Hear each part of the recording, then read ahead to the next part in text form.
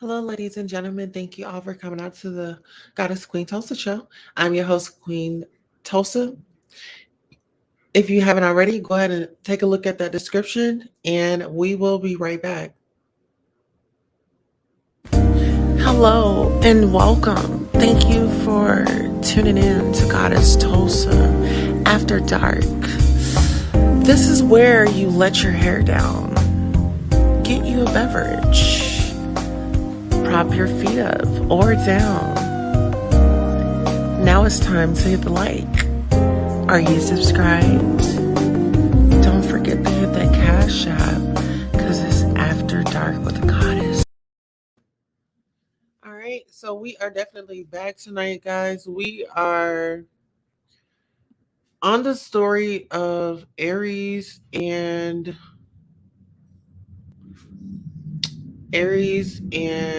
what is the young lady's name? Tiffany Haddish. And so it's really I want to say this. If you're a new subscriber, thank you for subscribing and thank you for coming by. If you're a returning subscriber, thank you all for returning. Pretty much what I wanted to do was just give my thoughts on what was going on. I really feel like, it's going to be a whole situation. It's going to be a whole situation. If there was an agreement, to where they got paid off when the children were younger, and they weren't supposed to say anything. So it's a lot going on. It's just a lot to grasp. I don't wish any of this on anyone. Everything here is allegedly, you know? And so we really gotta be careful. Just being honest. We definitely have to be careful. We have to be mindful that, it did happen. It's on tape. And that tape has gotten out. And I guess I'm questioning, it's starting to give me like, did Lizzo have anything to do with this? You know what I mean? Like, did Lizzo know this? And she or somebody, child, Aries then came for a Lizzo fan, or you know what? When he opened up his mouth, it was like, okay, you want some attention? Okay, let's give it to you. Here's your attention. And child, they was like, now it's time to tell our story. They've been holding it for so long, so why not let it out now? Why not let it out now? And I'm not taking any sides. I just really feel like my condolences to everybody that's involved. And, we don't know who instructed it, who put it all together, because that's really my questions. Who put this all together? Who was, who put that together? That's really what I want to know. Who orchestrated the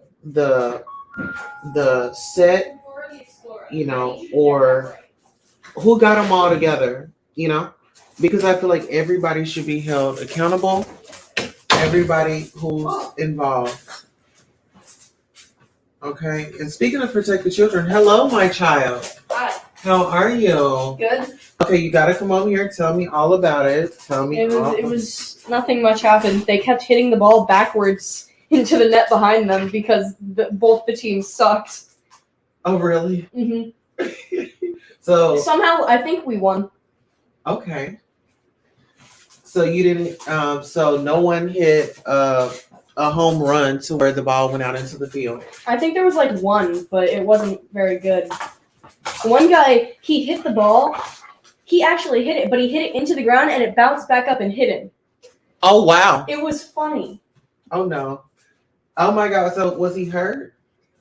Not badly, but I'm sure it probably hurt. Oh, wow. So, child, sports are like that. Mm-hmm. So you enjoyed the game. What was interesting to you? Or Eh, what was something that you've seen that you didn't think that you were going to see? I mean, there wasn't really much super interesting. It was just kind of cool to watch. Yeah. So did you have any noisy neighbors? Not really, because everybody up where we were sitting was pretty quiet. There was like when one guy was batting from the other team, there was some guy down like at the bottom part, closer to where the batter was, and he kept shouting every time the guy was about to hit the ball to throw him off. Really? Yeah. Oh wow, so he was kind of like a heckler. Uh-huh. Wow. I don't know. Okay, so Wristband. I mean, so save your ticket. Did y'all get like the printed off tickets or whatever? I would save that and like Yeah, this I a would save my memoir. wristbands. Yeah. Well, I'm glad you enjoyed the game. Yeah, it was cool.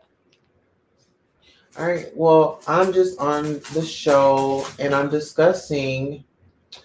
Okay, let me ask you this. Okay, as my child. Okay, so there's well, these children were like 7. These children were like 7 and 14, right? So this allegedly this lady gets her friends' kids and take them to this the eyes of a pedophile's um set or episode or skit. Now, what are your thoughts on that? I don't know. A child going to a mind of the eyes of a pedophile. So they brought the kids there, and pretty much there were supposed to be two actors, female Tiffany Haddish, a male Aries Spears, and then it was the children weren't there at the same time. They were there at separate times. But what if I say, "Hey, Lily, come on, let's go do a pedophile skit"? What you gonna say? I think that's kind of funny. I mean, okay, for 14, I could see like a 14-year-old going because they're older, but like a 7-year-old isn't gonna get it really. Yeah. Okay. So maybe I need to give you more details. Okay. So this situation was like, the adult was, I guess, grooming the young lady allegedly to perform fellatio. Now, do you know what fellatio is? Yes. Okay. Now, how do you know what fellatio is? I go to middle school. I've been to middle school. Okay. Have you met middle schoolers? Okay. Well, I've been a middle schooler before. Okay. So listen.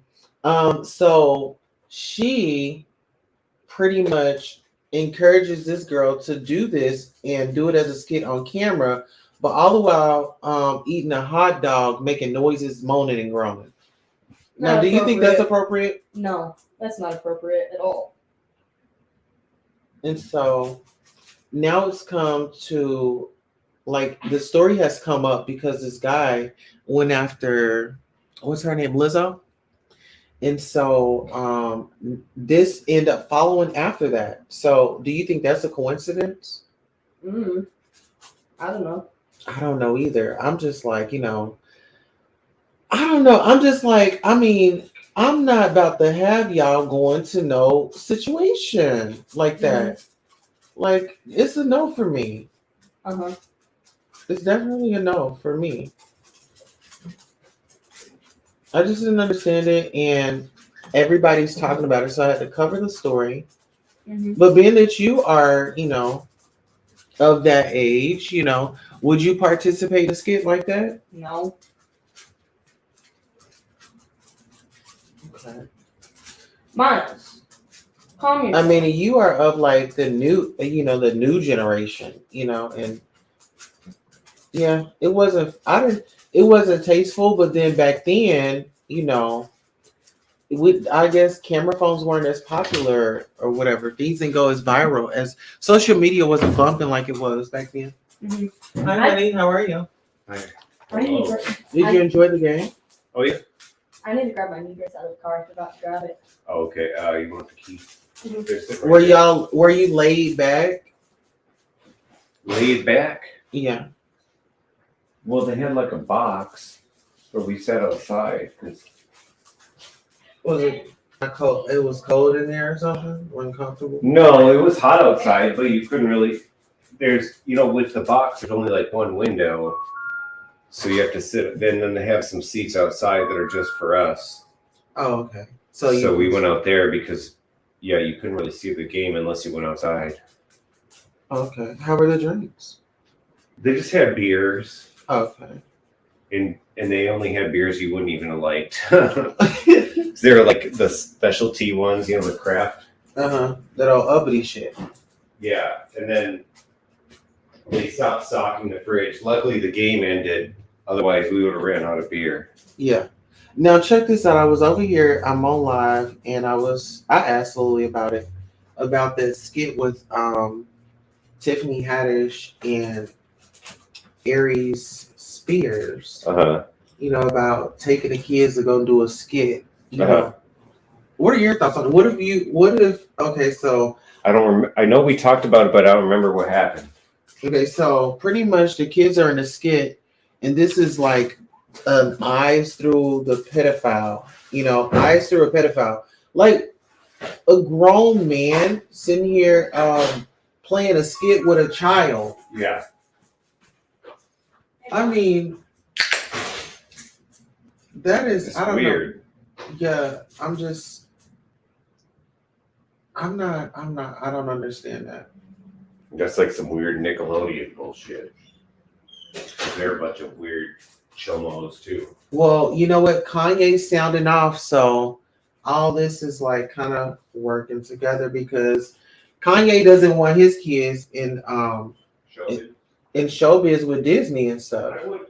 You know what? I would never let my kids get into that. I don't care if it's going to make me money or not. Yeah. Because it's creepy and it's weird when it comes to kids. When you're adults, okay, somebody may manipulate you or something, but you're an adult. Absolutely. Yeah. But these are little kids and they mess with their little heads and they groom them. It's creepy and it's weird. Right.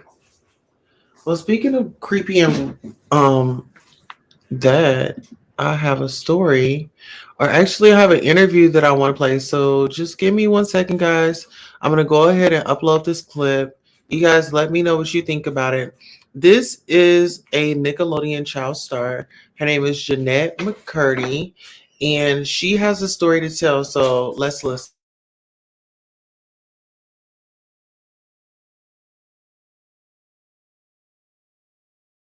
Hi. Hi, Tom. I'm so happy to be here. I'm so happy to have you. How are you? I'm good. That's a real how are you because I can sense it. Yeah. I can sense the sincerity. Because it's wild to be you right now because not only is this book out, like you can't really get a copy of it. It's sold out so quickly. I mean, you can get a copy of it, but it's selling out everywhere. And you are doing a lot of talking to people like me about it. How are you feeling now that it's out there? I'm so thrilled with the reaction. I never expected this to happen. Okay, so this is Jennette Mccurdy. She's opening up about her child stardom and her memoir, I'm Glad My Mom Died. So we're just, I have to stop it here and there just to give you guys commentary, but go ahead and listen to it and tell me guys what you think. It's been kind of blowing my mind.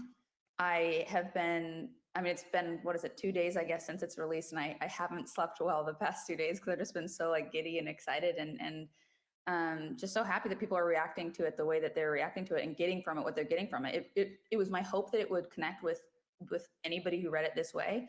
I certainly, though, didn't expect it to connect with this many people this way. It's really it really touches me. I want to talk about your mom a little bit, if that's all right. Yeah. You call her the heartbeat of my life. Yep. Can you tell me more about that? I felt that for as far back as I can remember. My earliest memories, even those little glimpses or flashes of memories from 3, 4, 5 years old. I just remember my whole life being sort of oriented to her and orchestrated around her and what she wanted and what she needed and what Okay, so I'm having to like stop it here and there. Y'all know how YouTube is. Just to give my commentary, this is Jennette Mccurdy. She is a childhood star. She wrote a book and now she's letting us know about her story. Would make her happy in any moment. And it's different for me now, of course. And I talk about all of that kind of, that's the entire arc of the book. But I will say, I think she'll always remain, in some ways, the heartbeat of my life. I think there's always something about that relationship that will stick with me and inform who I am and who I continue to be. Jennette, what was she like? Layered and complicated. She could be very charismatic. She could be very captivating. Her energy could be infectious to a room, for better or worse, whatever that energy was. So, you know, there were definitely a lot of times where it was for worse, and her sort of rage or domineering energy certainly impacted me in difficult ways. I definitely felt a lot of anxiety and fear from her when she would go to those really dark places. But you know, the flip side of the coin is that she was capable of being really captivating. She pitched you on acting when you were 6, right? Yeah, she had always wanted to be an actress herself. She'd wanted to be an actress. She tried and tried with her parents, and they were like, "We're not signing you up for acting, Debbie." Okay, so as we are getting into the interview, I want to say, first of all, I want to give a trigger warning for anybody that's watching. Trigger warning, trigger warning, trigger warning. This young lady is talking about her childhood trauma. So let's go ahead and let her speak. And so I think that she saw an opportunity in me, and kind of saw a way of maybe definitely fulfilling her dreams. Do you remember how you felt when you were 6 and your mom pitches you on acting? God, I felt like I knew immediately in the moment that it was going to happen, that it had to happen. And that's such an interesting question, because now I'm able to kind of, when I look back, recognize how much discordance there was between what I wanted and what responses were coming out of my mouth.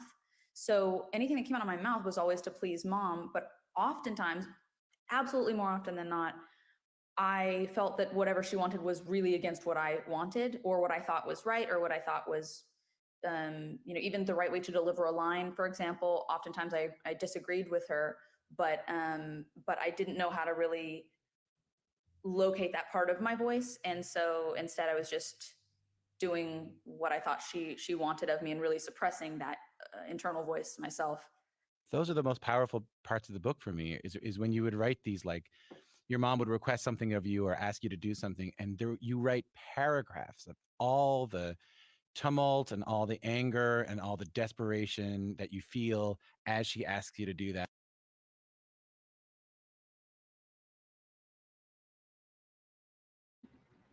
Okay, so we're just still listening as she breaks down her story.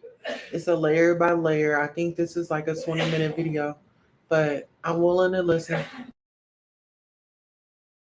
That, and then after those 2 paragraphs, you just write essentially like, yeah, no problem, mom.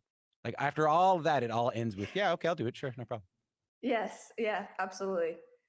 There's been a lot to unpack since her passing, and a lot to piece together, and I found those portions of writing really fulfilling. I'd like to talk to you about what child acting does to a child.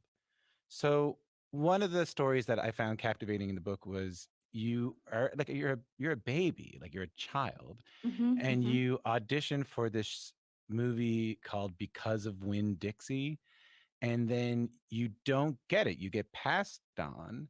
Yeah, And I mean, I think getting passed on and turned down for an audition as an adult really sucks. sure, But you sure. can kind of tell. Can you talk about that a little bit? Like, 'cause you can kind of tell what it would do to a child. Yeah, well, so my mom was always really concerned with my physical appearance. I think that would have existed whether or not she had put me in acting, but it only amplified once she put me in acting. And there were many sort of weekly rituals that we had. She'd do like a Rite Aid run where she'd pick up eyelash tint and clear eyebrow gel to like run through my eyebrows, and hair highlights. And she would do all these things to me. That, and Crest white strips was a big one, but it was the knockoff brand because she couldn't afford like the Crest brand. She could only. Wow. This is interesting. Like the extra mile that she would go to. And this kind of reminds me of like those pageant moms. LaRon says her mother sounds narcissistic, a person who can put on a perfect mask and vicariously live through their children as a way of forcing them into something they wanted, but not the child. Yeah, it's more of, reliving her dream, what she wanted. And that's the thing that is so scary, how people that, you know, you've lived your life, and you're not giving your child the opportunity to live theirs. It's one thing to be vocal, and then it's another to just be overbearing and overwhelmingly pushy. Good point, Lauren. Only for the store bought. So I would have these like white strips on my teeth, the highlights on my hair, just like very, very much an uncomfortable thing for a 6-year-old to be sitting in. 6 years old, by the way. I want to say that again. Old. 6 years old. Yeah, 6 years old. Very uncomfortable.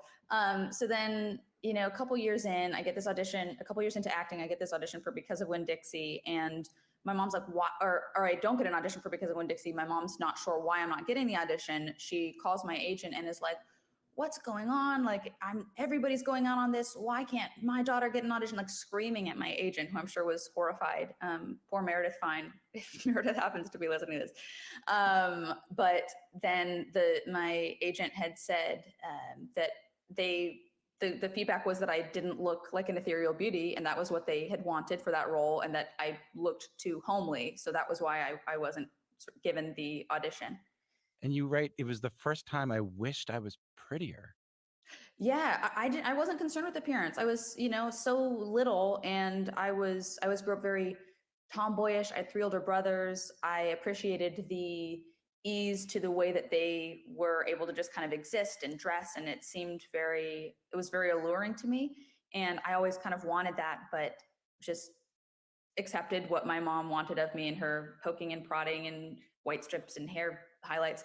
But that was really the first moment where I realized, oh, I think all this is because mom doesn't think I'm attractive enough. That shows up as you start to go through puberty. Wow. That is interesting, because it does make a lot of sense, because it's like, your body is changing and things like that, and you're starting to change, and you're having all these different changes, and you're already, going to school. And so, sometimes people point things out, and to have a parent that's riding your ass like this is, I can only imagine how a young lady felt. Tulsa, you're on point. Pageantry vibes. Yes. Yes. They just push them. Just everything. They make them, it's like those little girls look like miniature grown women at those pageants.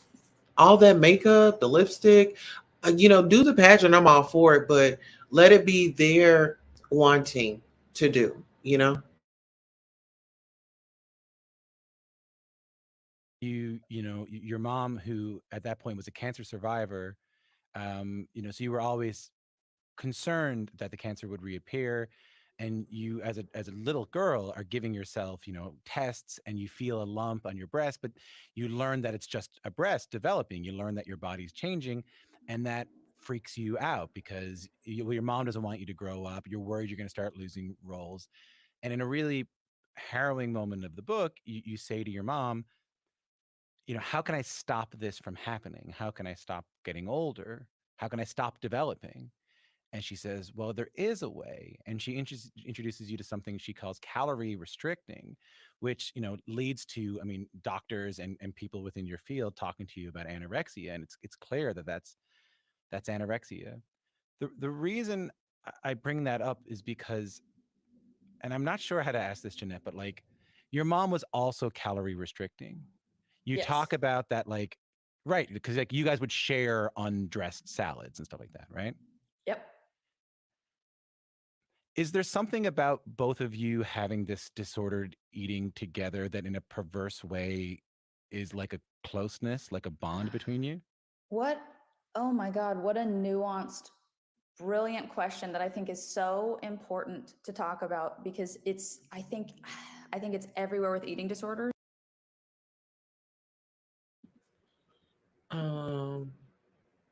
Yes, I do. I do. And child, that song is like, if y'all really listen to it, it definitely gave those vibes, putting Vaseline on her teeth and um but it started at home, unfortunately for Jennette, you know. Good point. Where the more entrenched you are in that disease, the more the instinct is to latch onto other people who are that entrenched in the disease. And it's almost like, I mean, it just gloms together and perpetuates the cycle. And you literally, no pun intended, you feed each other, you feed off of each other. And the eating disorders are just, they become more and more warped, and reality becomes less and less clear, because you're both sort of, in quotes, in this together. And that was absolutely what happened with my mom and I. I had known that she had some odd eating habits, or lack of, she would always skip breakfast. She would have a chewy granola bar for lunch, eat half of it, leave it on the counter. She'd have steamed vegetables for dinner, nothing on them, just a plate of steamed vegetables. And I started piecing together that was not what I was seeing other people eat. But also she was really helping me with my eating disorder, which I, at that point, couldn't identify as an eating disorder, because of course I was living in the delusion of it. So there is this sort of like connection formed between the two of you through it. Yes, absolutely. Absolutely. And I thought it was like the way that I saw it at the Oh wow. When you talk about eating disorders, honey, an eating disorder will take you up out of here. I mean, it's that is serious. But then it's this look and like they have this look where they want people to think that thin is healthy. It's some thin people out here that are unhealthy. Be the best you, be the best version of you, and try not to miss any meals if you can.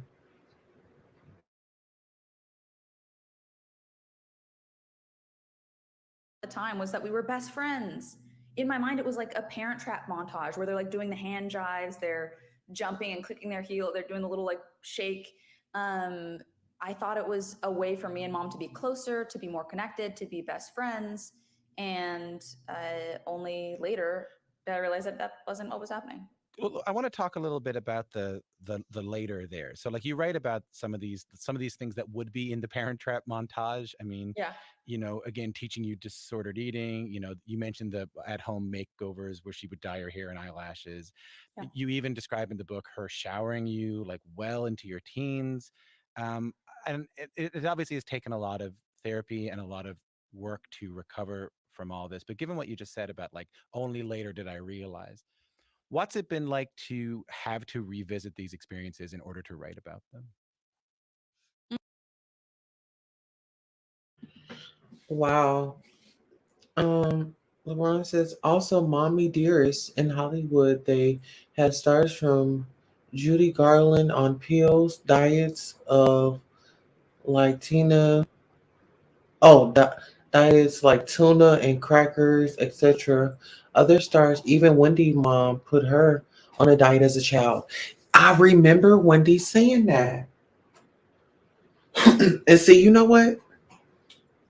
It is so imperative that we affirm our children that they are beautiful.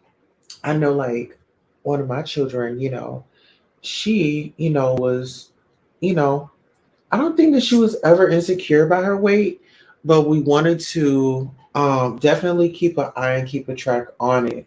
And so it's all about being healthy and communicating effectively without putting a person down, saying, "Oh, it's a problem." But yeah, it starts at home. And those are great points. Yeah, I remember. Like Keisha Cole, okay?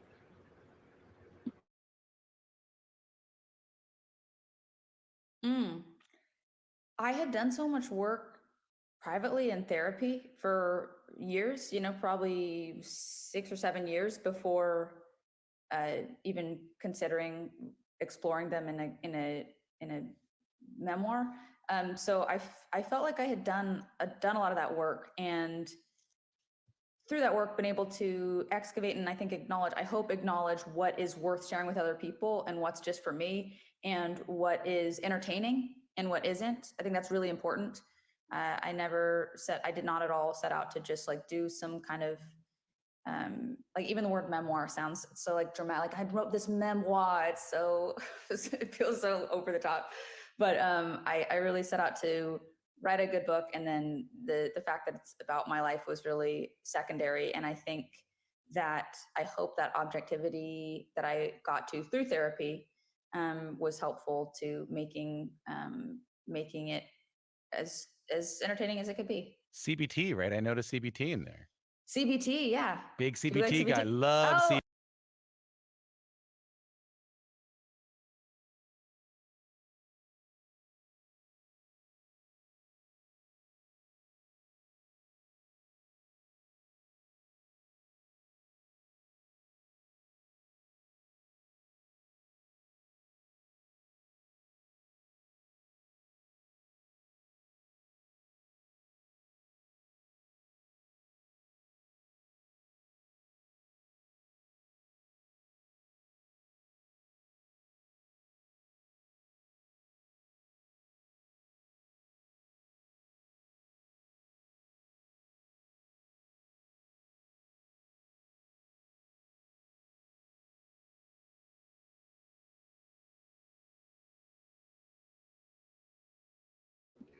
Just like kids be kids. Yes, our children are perfect.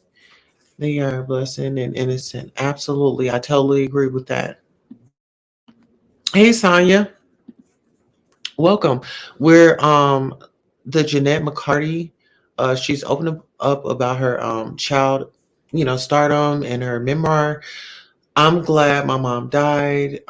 She's actually explaining, why she was feeling the way that she was feeling and giving us a rundown on her mom and her relationship. CBT. great. What's your experience been? Cognitive, well, I'll say for people who don't know what we're talking, cognitive behavioral therapy. I used to get a panic attacks guy, big panic attack guy. Okay. Love Okay. panic attacks. And I would just got a T-shirt that says "Big Panic Attack Guy." I would have to write the number, like, okay, and then like I would write the number from anxiety I was feeling from like 8 to 10. So when I Yes. saw that happen, can you talk about that in your book? Like when I saw that in your book, I got so excited that there was a fellow CBT person there. Yes. First off, I also have to say, I hope that you do genuinely make those shirts. I'll buy one. I'll line up for one. And it makes me really happy that mental health discussions are at this place where people are able to embrace them and be lighthearted about them. It's so wonderful. I feel like the movement there's so much movement around mental health, and it's amazing. And I've lost the question because I'm too excited about those t-shirts. Well, let me ask you this: are you able to find? Is there like a catharsis in being able to find humor in something that was traumatic when you were going through it? Yes, yes. Oh my God. Yes. A million times. Yes. I think that, well, first off, I think that life is never one thing. My life absolutely has never been one thing. It's usually happy and sad at the same time, and laughable and tragic at the same time, oftentimes in the same room. So that's sort of my overall point of view. But then just in the writing of the book, I'm sitting there crying, you know, while writing one chapter or while writing one paragraph and then laughing the next paragraph. And I think that's like, that's the experience of being a person, right? It's like, it's just all the shades, all the colors, all the emotions, sometimes back to back to back. I wanted to ask you something else about the disordered eating you describe in the book, which is a unique situation that you found yourself in. So you know you're experiencing disordered eating, you're experiencing So just imagine like having a disorder. Like I want to know like okay, when she was at school, well, like would she eat or would she eat more? Or did her mom pack her lunch?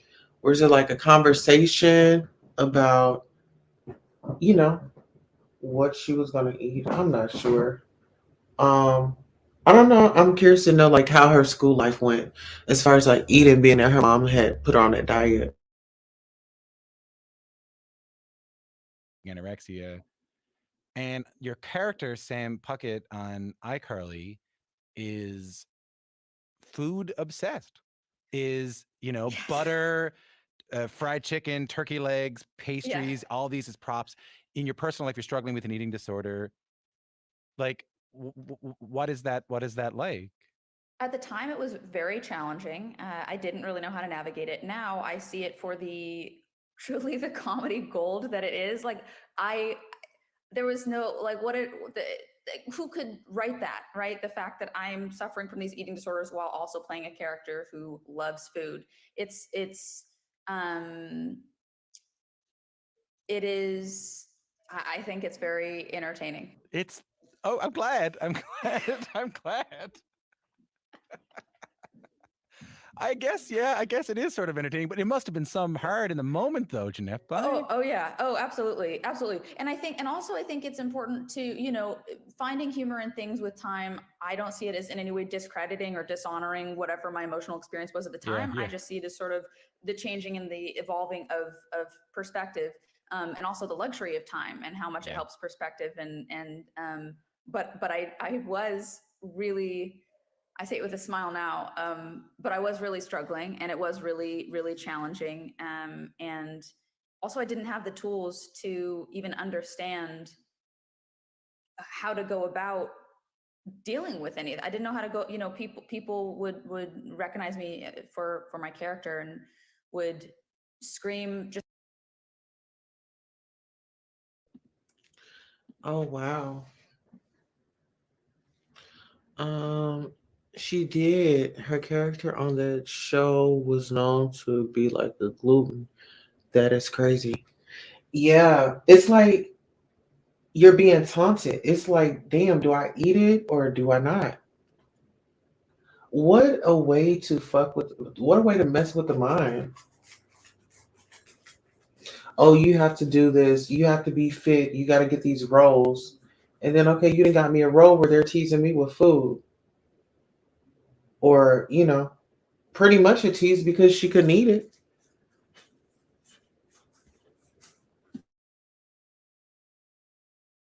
Just excitedly, they were excited to see a person from a show that they love, and they're going, Sam, where's the fried chicken?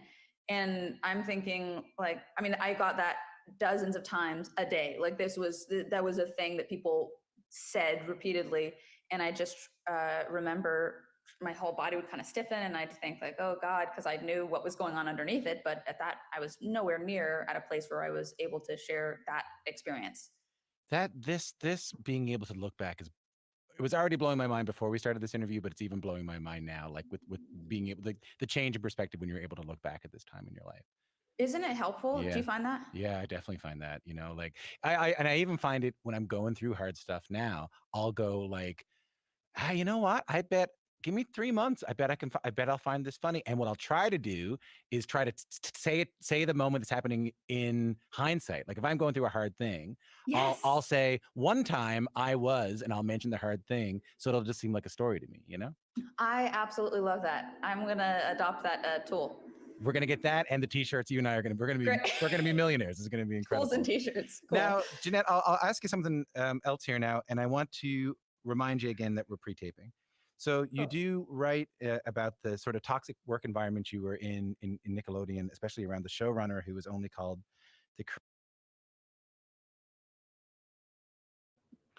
All right, now let's keep in mind Kanye does not want his children to be like no Disney star or anything like that. And he is very, very, very adamant about that.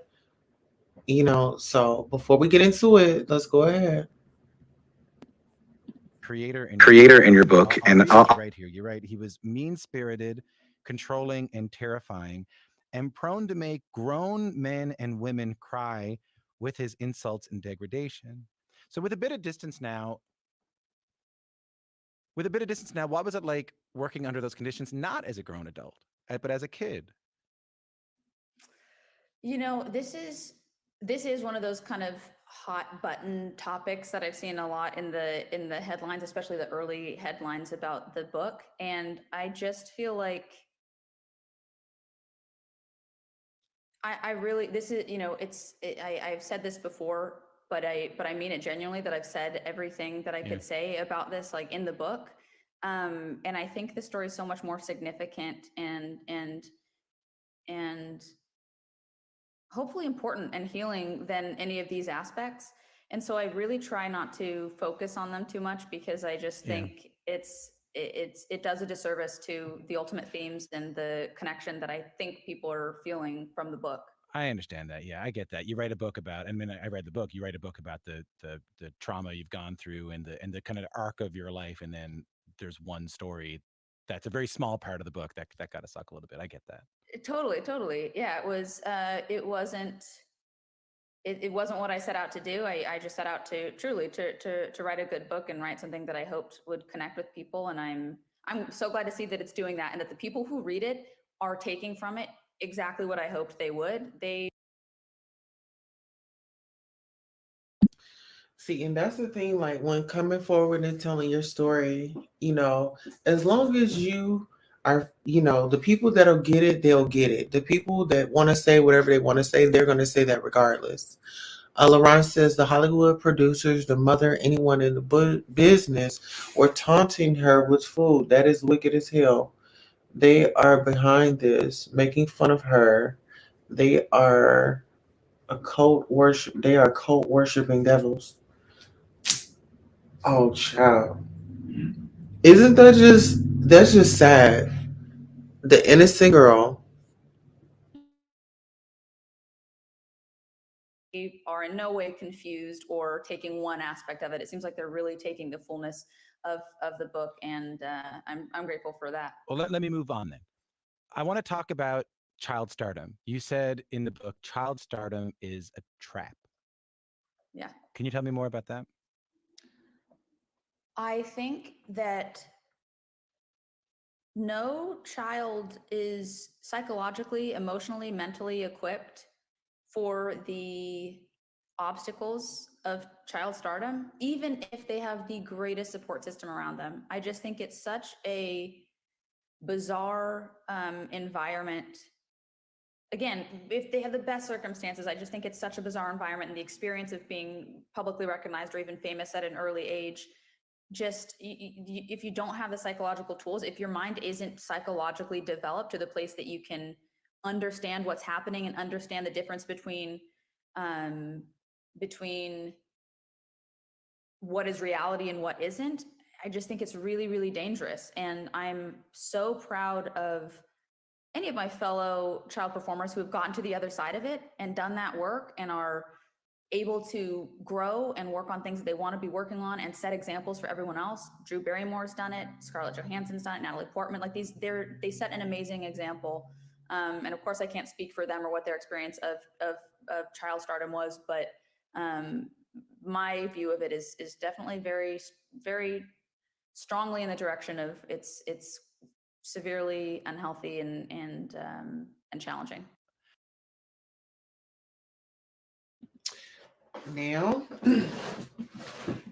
honey, she can only say so much, and I know she's probably feeling like she want to say some other things, but she don't want to get silenced, because once you start talking, they're gonna, limit those platforms.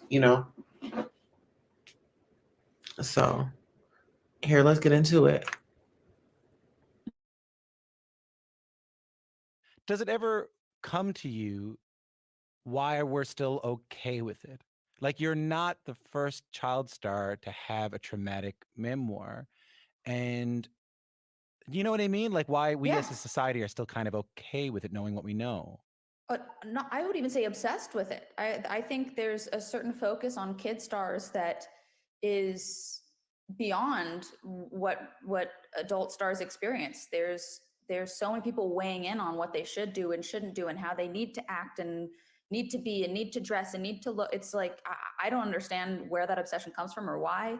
But I do think everyone needs a little CBT so they can work on this whatever's going on with them that makes them obsessed with children's careers. So while you're on iCarly, your mom's cancer reappears, and while you're filming the show, she dies from her cancer. And I know you had a really fraught relationship with your mom towards the end of her life, but I also know there's a lot of love, but there's also the title of the book. I'm glad my mom died. When she died, where were you emotionally? At the time, I was completely devastated and did not know. Okay, so let's keep in mind, it's the trauma, it's the working, it's the food, it's the this, it's the that, being perfect and, just being tossed around in this showbiz mentally. And so now there comes a day where she gets the bad news that her mom is gone. Truly what to do with myself. I had no sense of who I was because I had spent so long. I had spent my entire life up to that point trying to funnel myself into whatever mom wanted me to be. Then she dies and I realize, oh, I don't know who I am now. I don't know who I am without her because I was living for her and now she's dead. What do I do with myself? It was overwhelming. And also, and I'm only able to see this now because I couldn't face this at the time, but there was some relief there. And I didn't know, I felt so guilty about that relief that I would just shove it down. And now I see that relief as being, I think there was a part of me that knew whatever the journey was to come was one that would be worth the while, and also just to not have her day-to-day pressures and expectations and manipulation and all of that. Wow. So instead of like grieving sadly because you're going to miss somebody, you're grieving because now you feel a sense of freedom. Wow.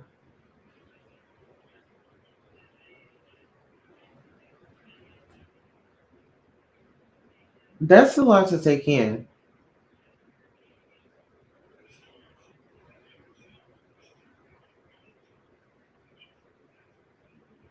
My heart goes out to that young lady, and it's sad. I was about to I was about to say she felt relief. Yeah, she did. I feel it. Damn, we gotta pray for her.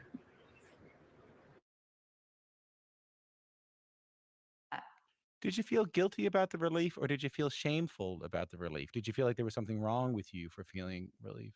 Mm, that's an interesting distinction. Probably both. I would say both. I think I felt guilty because of the narratives that are out there of there's this societal narrative of having deceased people on pedestals. Yeah. You can't say one bad word about them. Everybody who dies is suddenly the greatest person in the world, and that's how you need to view them. So I had that kind of in my mind. I think I felt guilty for that reason, but the shame was probably the shame's of course the deeper, more uncomfortable to unpack emotion that I'm sure was there just because of the whole upbringing and being defined by her for so long. When did you realize that you needed to talk to somebody, that you needed some help? Pretty early on after she died, and I talk about this a lot in the book, but what really was interesting to me was that the first therapist that I saw, I would tell her these things about my relationship with my mom. And I was, of course, trying to go at it from a very protective of mom viewpoint. Everything that I said was as. See, and that's the protecting, that's that protection, protecting the enabler. She was protecting the enabler. She's young. She don't know what to do. If she say anything else, she don't want to get in trouble.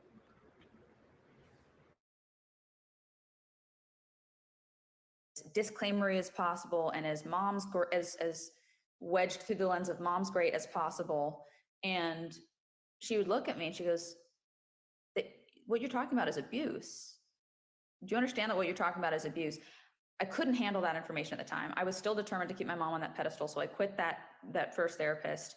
And then eventually it was, I want to say at least a year before I was able to revisit therapy. And that was specifically for eating disorders, which I think was really important I think it was important that the first aspect of recovery was for eating disorders, because I don't think I could have unpacked any of the specifics of my life or explored any of the complicated emotional layers that were there had I not first gotten the eating disorder under control. And I hope if anybody out there listening is struggling with eating disorders, I hope that's helpful in some way, because for me, there was too much going on. I needed to get a handle on that first. One of the things you did to take care of yourself was to quit acting. How did you get there? Took a while. Yeah. Oh, wow. LaRon says, that's sad, but you're immortalized when you are dead, whether a good or bad person you were. Because that problem was that problem was not there and removed. It's easier to breathe and even think about them less harshly. Yeah,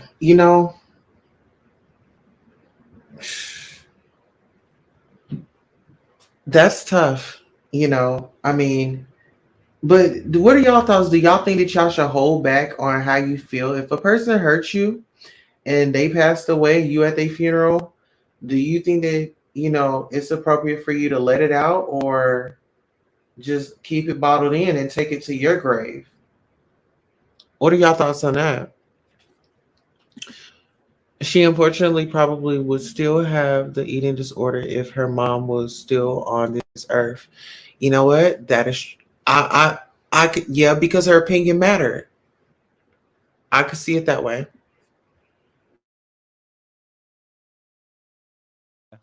There was a lot of back and forth, a lot of self-doubt around that decision. And ultimately I said, you know what? I was working on a Netflix show at the time. And I said, I'm going to see this show through to whenever it's done. And then once it's done, I'm just going to take a break. And that was my way of kind of just saying, I'll follow through on the commitment and then just let life kind of lead me. The show got canceled and I said, okay, now is the time when I'm going to quit. I called my agents and managers at the time. It was a very quick conversation. We're talking less than 3 minutes. So then I hang up and I'm like, wait, was that easier than it should have been? Shouldn't it have been a little harder? But it was a good learning lesson. And then of course there were 6 months or so where after that decision, I completely thought, oh God, what did I do? I walked away from a career that so many people want, and why would I walk away at this time? And what was I thinking? And it was challenging to stick to my guns, but I did, because as much self-doubt as there was, underneath it, there was that feeling of, I know it's the right decision. And I think that's such a hard thing of life, right? Where it's, you know that you're doing the right thing, but just because you know that you're doing the right thing doesn't mean there's not self-doubt surrounding it. It's not like you say, oh, I'm doing the right thing, and then you just never look back and you leap into the sky and run for whatever you're now running to. I feel like for me at least, there's still self-doubt and still anxiety around, did I do the right thing? Should I have what, and the questions and the unanswered questions and the uncertainty. But I stuck to my guns and I threw myself into writing. And I mean, look how it paid off for you. I mean, look how many people you're touching with this book, and how many people whose lives are being changed because of your book. But what about you? Like, Oh man. how are you changed by writing this book?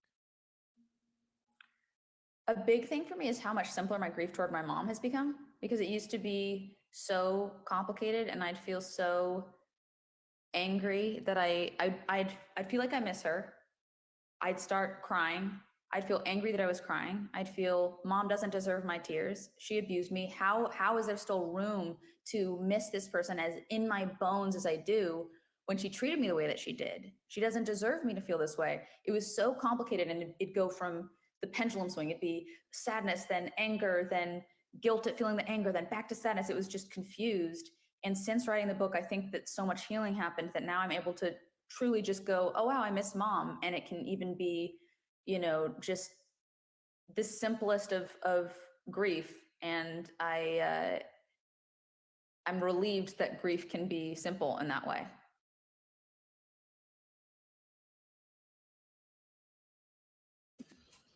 Wow.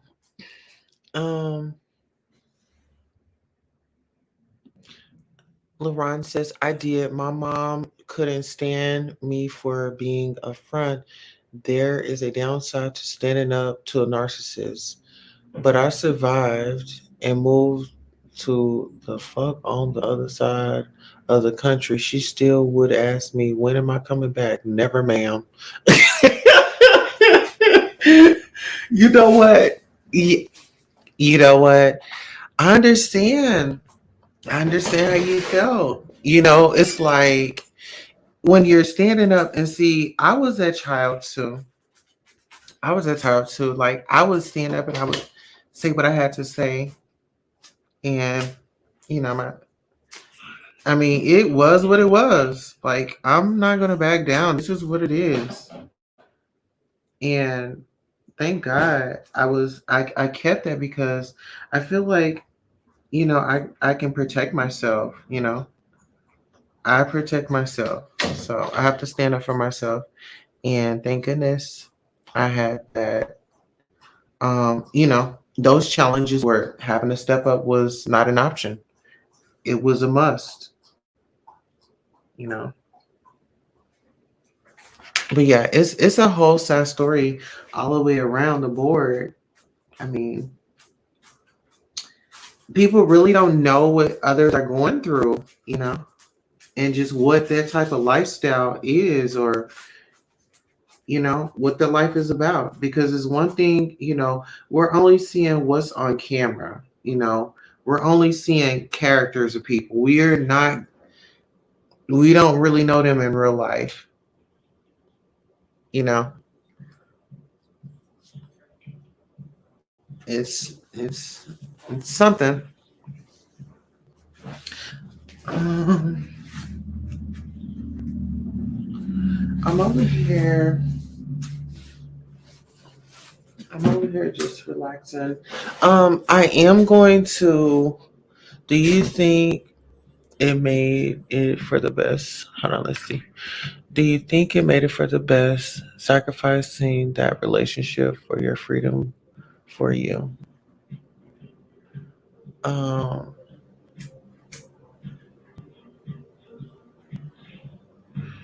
do you think it made it for the best, sacrificing that relationship for your freedom for you?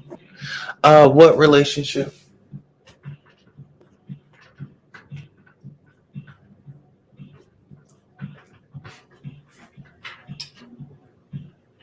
What relationship are you talking about?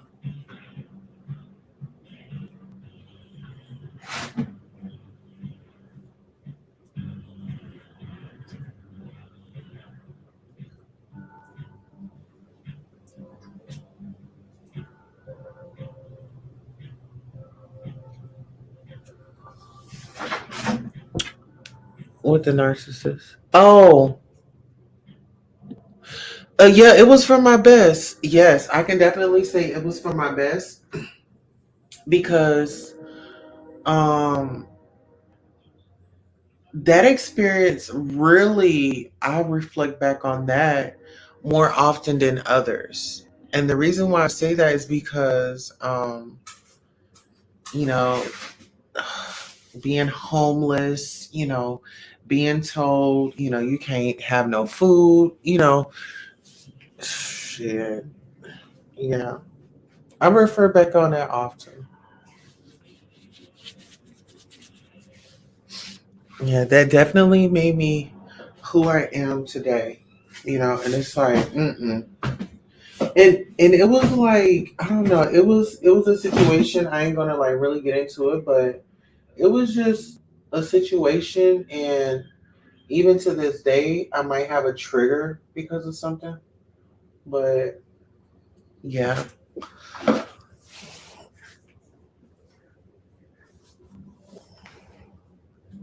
hmm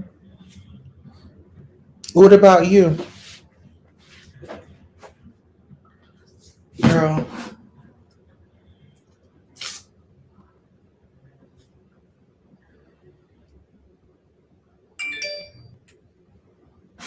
Yeah, what about you?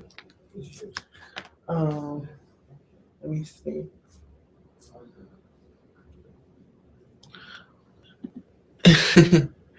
Damn, you here and string a fighter, that's for sure. Oh, damn, you're here and strong. You're a fighter, that's for sure. Yes. Absolutely. You know, it's just, I just been through a lot, and really YouTube is my outlet. But, I'm just grateful and thankful. I would have never known that I would be like a home. I knew it. I just didn't know, you know, I knew it, but I didn't know it, if that makes sense. But to be a homeowner, to be a young mom, to be married, to really just garden. Oh my God. Did you see oh, I gotta show you something. I gotta log in from my phone though. I gotta log in from my phone. Oh my God, I'm so excited. I planted some watermelon seeds, and baby, I have a baby watermelon. And I gotta let you see it because it's the small things that make the biggest difference for me. You know.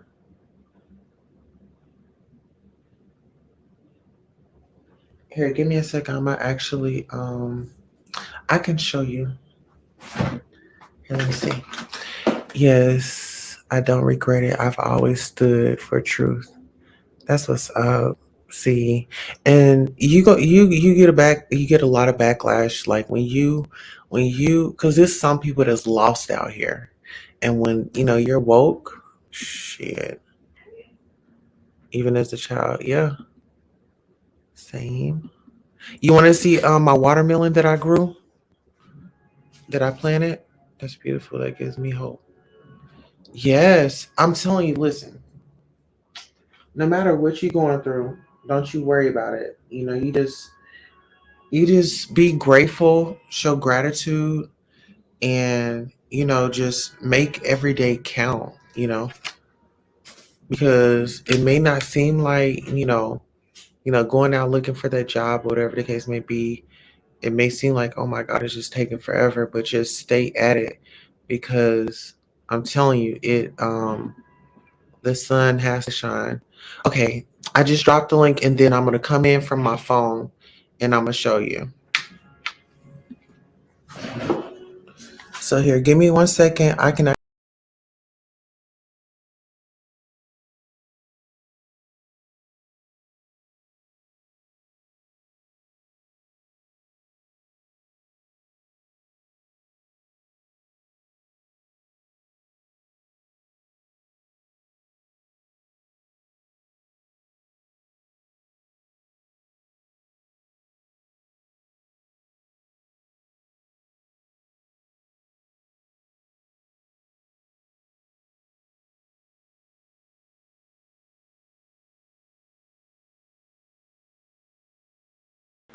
Okay, I'm in.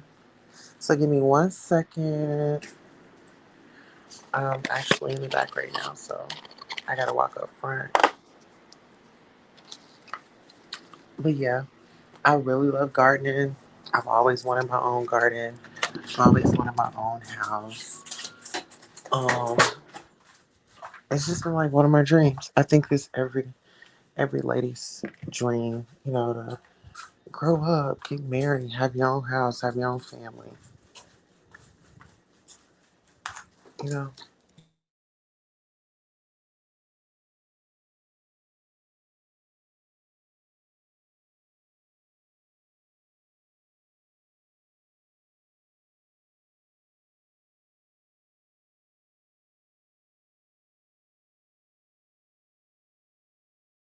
Am I here? Okay. Yep, I'm about to show them the watermelon. Yes. A watermelon. I didn't think that it was gonna come out that soon. They're actually late. That damn. I heard. But they survived. Yes. Okay. So here, where's it at?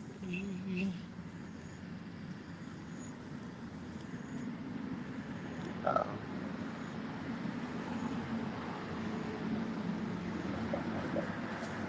Let me take this thing off. You see it, Lauren? That's a watermelon.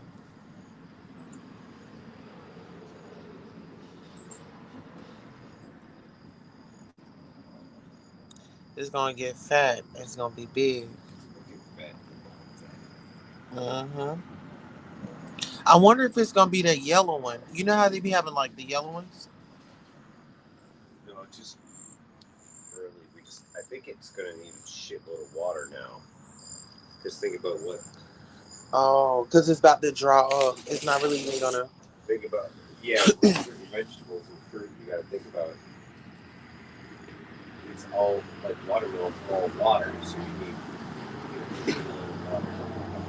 Yeah.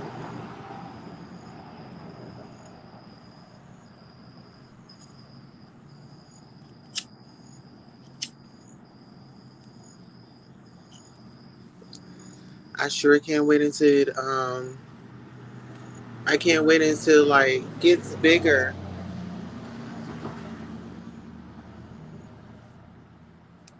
That's why I really. Oh, you said greens. Do they go through the winter?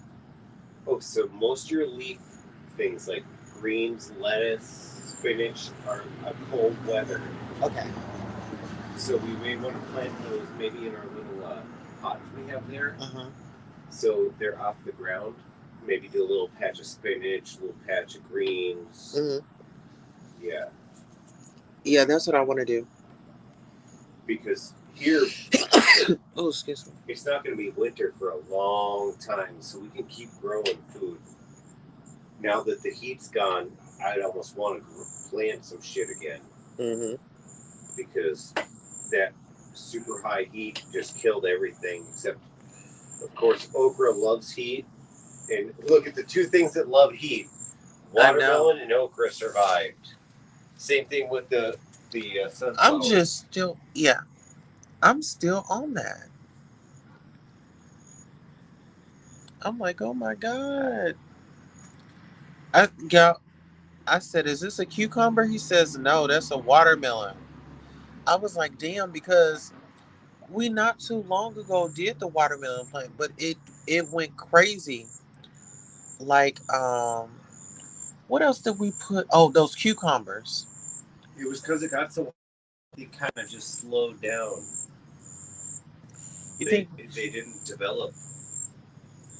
Now that it cooled down, it should start doing stuff more. No, it probably goes okay hanging down. We can watch it move it around a little bit. Mm-hmm. On the bad side. Hopefully those other vines pop one out too. Oh, that's LeBron. Okay, hold on, LeBron. Let me add you up. Hey, LeBron. Hey, Queen Tulsa. How are you? Hey, I'm doing good. It's been raining all day. I'm in Georgia. It's been raining all day out here. So I'm hanging in there. How about you? Well, it's today has been a day. Do you have another Yeah. window open? I'm sorry? Are you on a computer? No, I'm on my phone right now. Oh, Is there okay. is the audio messing up, or are you having a problem hearing me? Well, no, it's just like an echo. Oh, okay. I probably have my fan on. It's probably my fan. Let me turn that off. Okay. Can you hear me now? Yeah, you're perfect. Okay, perfect. Good. Yeah, it was the fan. It's hot. Yeah. So did you watch the Real Housewives of Atlanta tonight? You know what? To be honest with you, I've been so woke up on like the fact my pineal gland has opened so much that I cannot watch stuff like that anymore. Oh wow, I know that's right. Yeah, Yeah, it's I mean it's a little no. raunchy. I'm sorry. I said the show is it's been a little raunchy. I really wish Right. that they would bring it back. Yeah, it just seems like it's a whole circus. It's like it's nothing but the women do the same thing every episode. It's literally predictable. It's like nothing new. There's no progress. They're always doing the same thing. They're always getting into it with each other. My spirit can't take stuff like that. I don't watch anything like that. Like Love and Hip Hop, I stopped watching that before I moved here, and I was in undergrad. I stopped watching that.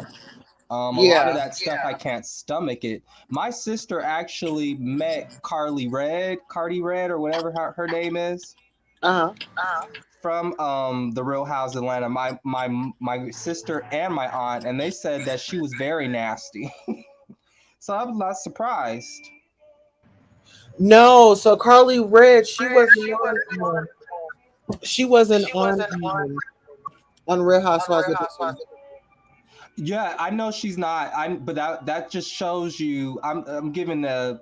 Basically, I'm telling you how these reality people really are. These reality stars aren't really like they're just nasty people, and it wouldn't be this. It wouldn't be any different from the Housewives of Atlanta. I feel, even though Carly Red is from Love and Hip Hop Atlanta, Hmm. I'm just saying that knowing that and knowing my spirit telling me that and what she told me, I Hmm. just been turned off from these people, especially the ones in Atlanta. They're just wannabes and trying to be Hollywood in my opinion.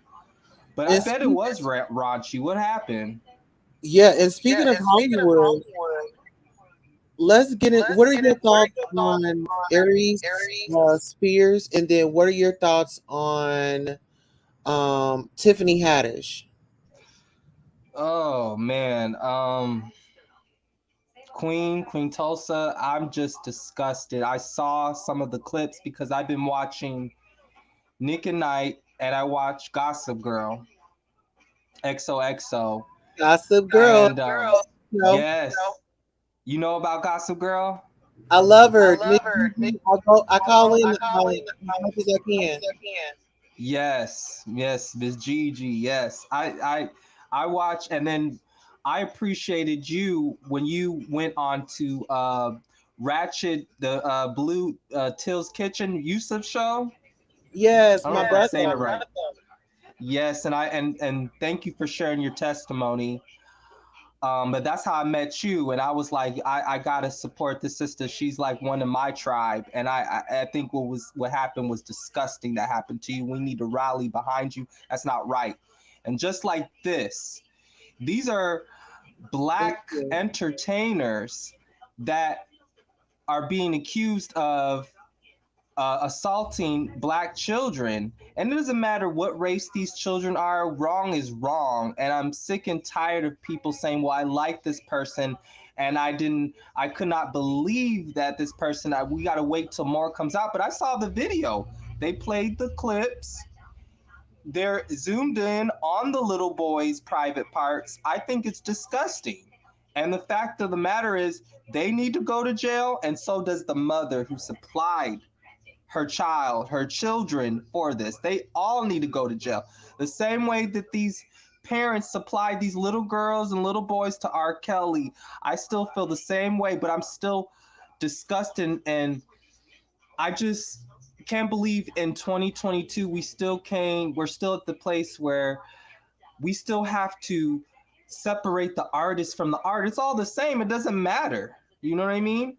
Exactly. They're behind it. I can't support that. Yeah, it's one thing to like I've noticed what's been going on is like when you are a victim of a crime or an assault or anything like that, you have to bring a resume. You have to make sure your story is you know to perfection. It's like everybody is looking for some holes in your story, or they want to push a narrative that they want it to be. What do you say to that? Mm. I say let the evidence speak for itself. I mean, they're filming in the eyes of a pedophile, right? That's the name. Okay, there was nothing funny about it, right?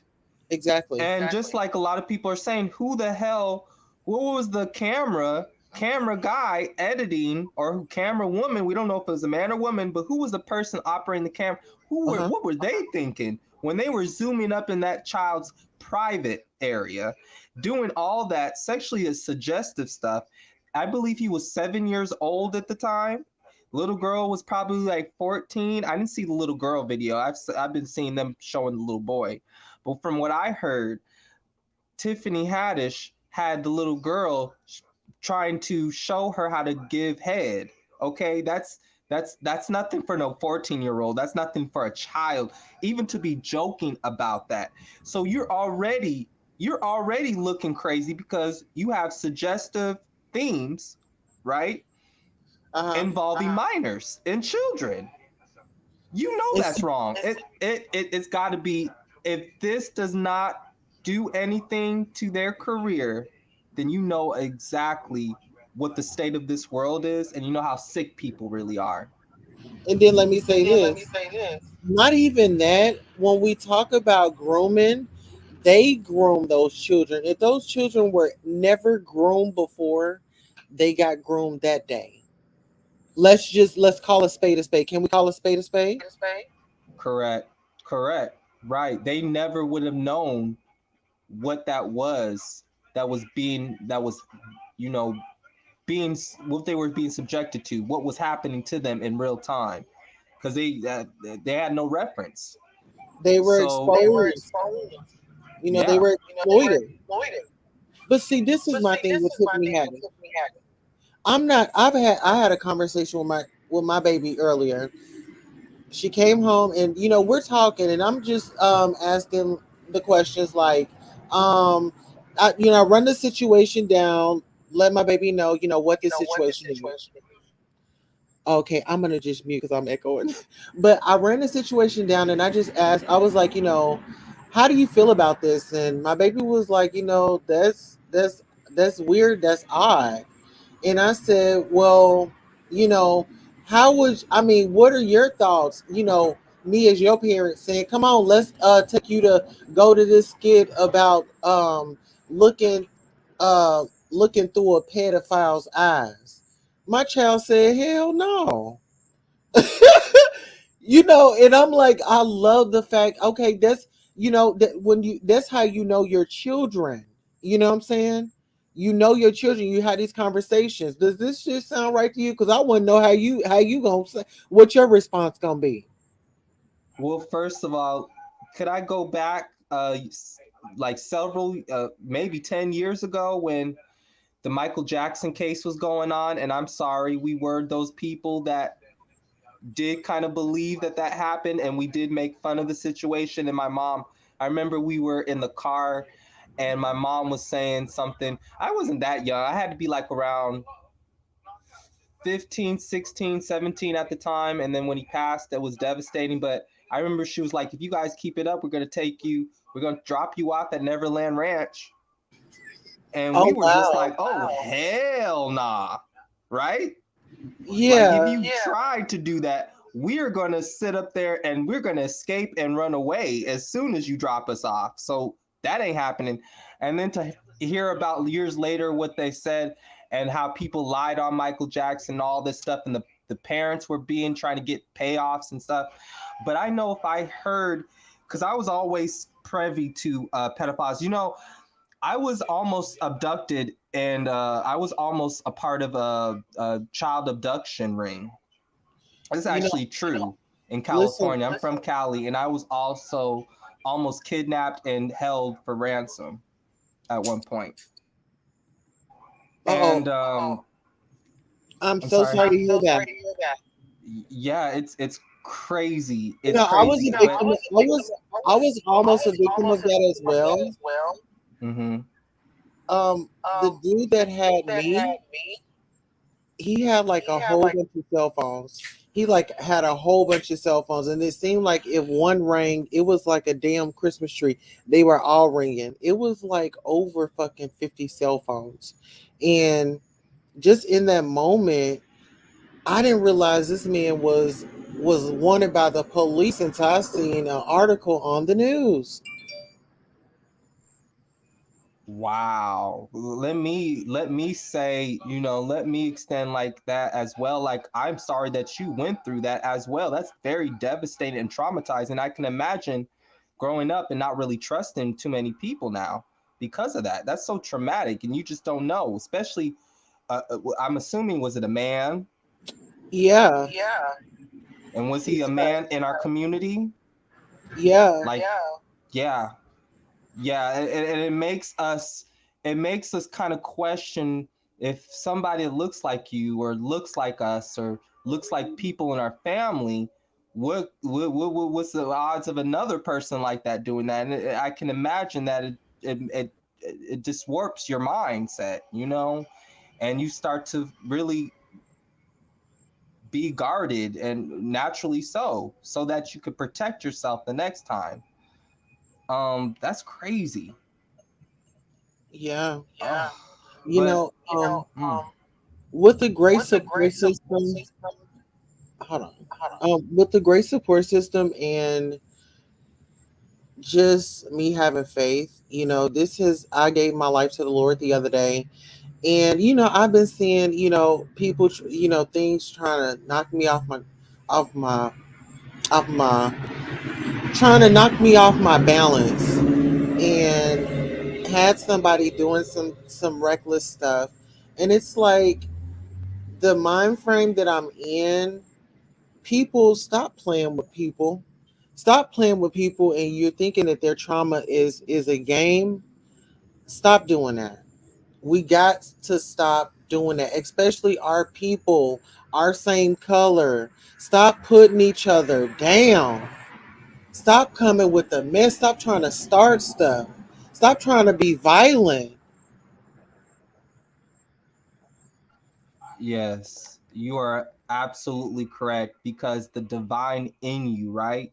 The divine in you says that we are one of the most beneficial healers at the world. We have beauty at our feet. We are beauty personified because God created us in a beautiful way.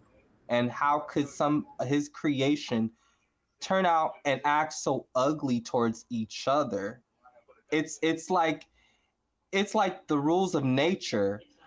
You're causing dissuasion, and in a sense, you're a traitor, right? You're a traitor to all things that in nature.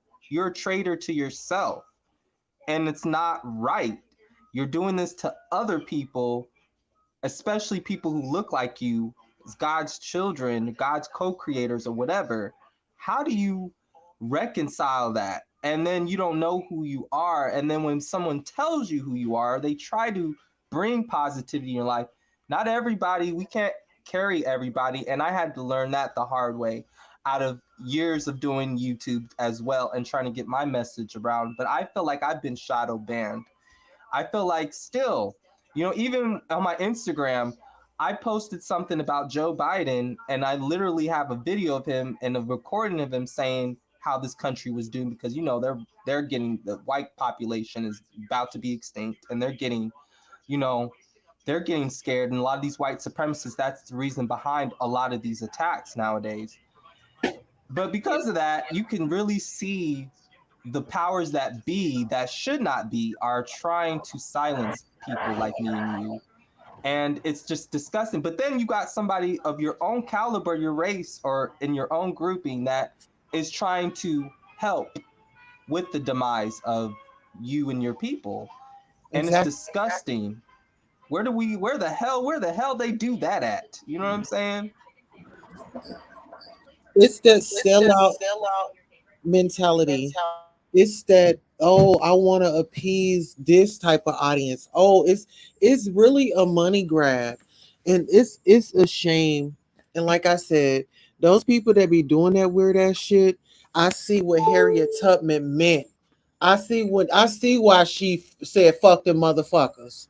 You know what I'm saying? Because you got them extra motherfuckers over there trying to pull a girl down when she's like climbing up. You want to pull me down. What you pulling me down for? I ain't do a damn thing to you. But the only thing I asked was share my story. They took it. They had to make some content out of it. They had to make it funny. They had to beat a bitch down in the process. Like what? That's the problem. Why are y'all so? The black men are the only race that will motherfucking tear their women down. Do you see the Mexicans out here talking about fuck bitches get money? Do you hear the Jews doing that to their women? Come on now. Come on, people. And I asked them too when they're doing that. I said, well, okay, I just recently commented about uh, this man who was. Did you see the video where this man was standing up for his daughter on a school bus? Oh my God. Did you hear about that? Yes. Okay, I'm gonna give you my spiel on it. So my spill on that was, oh yeah, I just muted it because I didn't want it to echo. Um, I felt a way about that, and the reason why is because that is trauma to a child. That is, you like went on that bus and you traumatized all those children. You don't even know if some of those kids were even scared to go home in the first place, and now you done gave them another reason to be scared to go home. Exactly. And I said that's all fine and dandy, stand up for your child, right? But I said, had that been some white man that was threatening your child or doing all that, would you be acting like that? And of course, you know what I got? Response I got? What? Silence. Nobody responded to that. Because whenever you bring up the real issue, I know the real issue. And I know if I want to silence one of these the cowards up, these black cowards in our community, all I need to say is, well, I like to see you do that to a white man, because you can do that so easily to a black woman, you can do that so easily to some black children, and you can do that easily to somebody who's gay or you see is beneath you or just not as rah rah rah as you, right? But whenever it's a white person, they're really scared of white people. They're scared of white men and white women. They dare not really do something. I just saw somebody where this black man actually hit this white woman back, and good for him. But I mean, that's probably only one situation where you actually see them defending themselves. But when it comes to a white man, they get really scared and they don't really know how to jump. You know what I'm saying? So I believe it when they actually uh, do it to somebody that's causing them real weight and sweat, and actually is showing themselves to be their enemies, instead of taking the easy route and picking on a child or anybody else in their community that's a woman or doesn't display this overly masculine rawness, and then we'll see what really is going on. You know what I'm saying? But I Yeah. wasn't surprised. And see, like the thing with me is I'm more of a comedian. Like I like to have fun with things. I like to keep it on here. But when like people take it offline and then it's like, okay, I get it. I've come to an understanding that people are, some of these people are committed to misunderstanding me. I'm okay with that. As long as my story reached the people that it needed to, I'm okay with that. But then when you have people around here on press tours, follow me around the chats. I'm on a panel. We're talking about a whole totally different thing. You have people still nudging me and still bothering me, still harassing me on panels on somebody else's show, trying to trigger me off. And it's like, you really, I mean, I'm working on some merchandise right now. LaRon, if I presented my merchandise, would you support my merchandise? Of course, of course, of course. I Okay. would. Because I want to see another one of us win. Why not? We all got to eat. We all got to do our thing. We all got to support. Why not? What are you doing to me personally or anyways by trying to thrive and do your own thing? I don't get that. Wow. Why would I Thank you. bring you down for something that you're trying to make your life better? You're trying to live out here, literally. Like, why? I don't get that. Well, I want to say that I really appreciate you. I'm really like, even through all the pain and all everything that I'm going through currently, I'm still looking for a brighter day and every day. I'm not taking anything for granted. I'm being appreciative, and I'm also giving commentary as we go along. Um, you'll catch me and I'll cover stories and I shed light to it. Make sure we are feeding the babies. Let's make sure we are, if we are going to be doing our content, let's make sure the kids are away, you know. Let's make sure we are feeding our minds something positive. The shit and the bullshit is going to be there, but really, what are we teaching our children? What are we teaching our children? How are we showing up for them? I'm growing food. I'm teaching my babies how to grow your own food.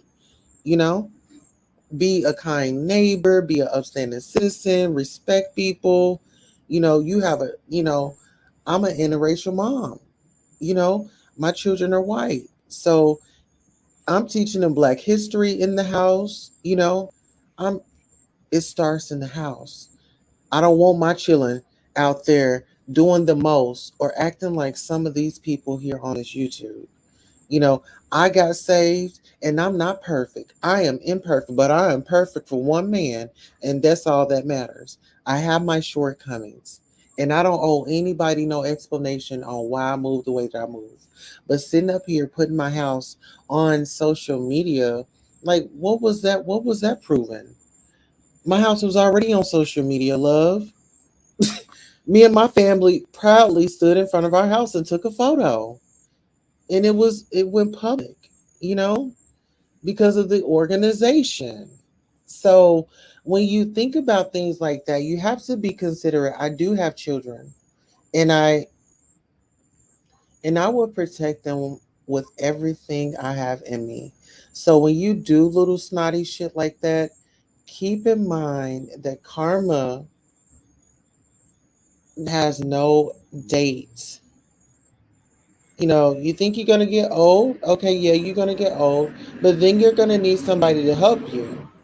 And it just might be you that get that nasty attitude CNA that don't want to come to work and they got to be stuck with you. So you just remember that. I'm going to pass the mic to LaRon. Thank you. You said it, Queen. And then, I do want to go back and answer your question about the Tiffany Haddish and all that. But I do want to say this. I said this a while ago in a post, and I said this where I was saying, you know, you think your children are going to be children for the rest of their lives, but they're going to grow up and to be adults. And I said, the worst thing you want is to mistreat these children, because these children are going to be making the decisions for us. Somebody, you know, they made decisions for us, but we are making the decisions for the parents that raised us. So if you think that you're going to get away with mistreating these kids, there's kids who are really petty out here or feel like they need to get revenge. They'll put you in a home. I'm glad you mentioned the CNA. They'll put you in a home and not think twice about it, because they said, well, I went through so much. And just like this young lady that you put on this video, I remember her from iCarly. If her mom was probably still alive, I wouldn't doubt she would put her in a home and have her abused by one of the staff. That happens too. You know, Exactly. they're lonely. A lot of people don't even. I've heard stories where a lot of people, their family don't visit them at all. They leave them in there to rot. It's like jail. You know what I'm saying? And it's like, you got to be careful of how you treat your children, because that could always come back to you in many ways than one. It may not come to you in a celestial, divine way, but it'll come to you in a physical way. Which one do you want? How about you just treat your children like you what they were intended to be, which is your offspring that was here as a blessing, that was given to you as a blessing by God. They're an extension of you. They're literally an ancestor in the making, and they have to somehow finish this race. Just like you said, I'm gonna pass the mic to you. We have to carry this on so that the next generation could be better than the next. You know what I'm saying? And I'm a firm believer. Like, I don't have kids yet, but I have two nieces, and I am gonna die to make sure that if something ever happens to me on this earth, when I have my own kids, I'm gonna leave a legacy, and something needs to be better than what it was when I was coming up. You know what I'm saying? It's so unselfish to think about all this time, like it's about me, but not think about who's gonna come after you. And I'm always thinking about who's coming after me and the children that are gonna come after me, and the way this motherfucker's gonna be. Excuse my language, but how this place Let is it going out. to be when I leave. Let it You know what out. I'm saying? I've seen people, they're so nasty with the earth, trash all over the place.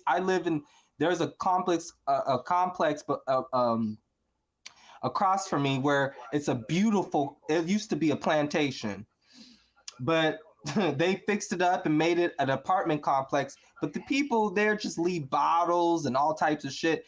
And it's just like, do you not care for the earth that you live on? This is your home. You know, the humans, some of these humans are very foul and out of pocket and disgusting. And it shows, because if they're able to do that, it's no surprise how their kids are coming out. These kids are coming out messed up. They're mistreating their kids. It boils down to the line of people don't appreciate what they have. And you need to appreciate what you have. Learn to love what you have and love yourself. When you love yourself first, then you can love others. Then you love the things that are given to you. And yeah, love, like, I just think what Aries Spears and Tiffany Haddish did, they all need to be in jail. The mother needs to be jailed. But why would you sit up there and put yourself?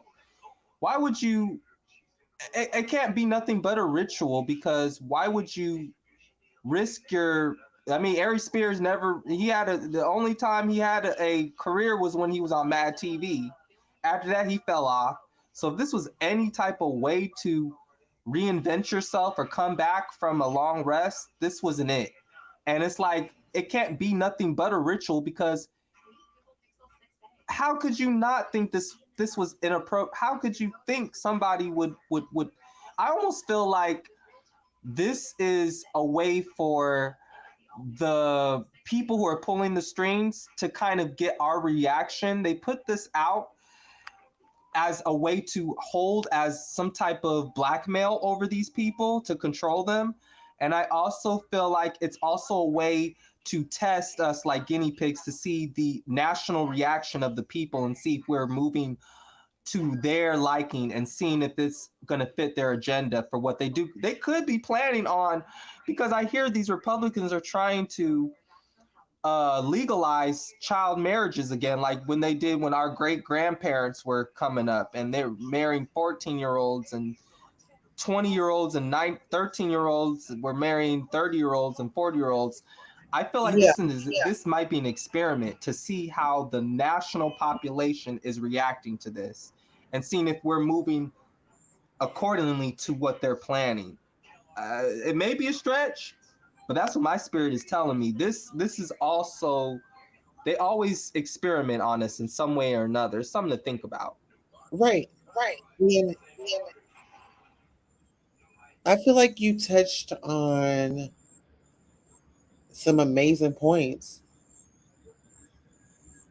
Some amazing points.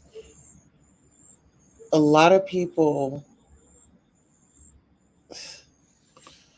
my thing is, I mean, you say, I have a role for you, and this is, your role.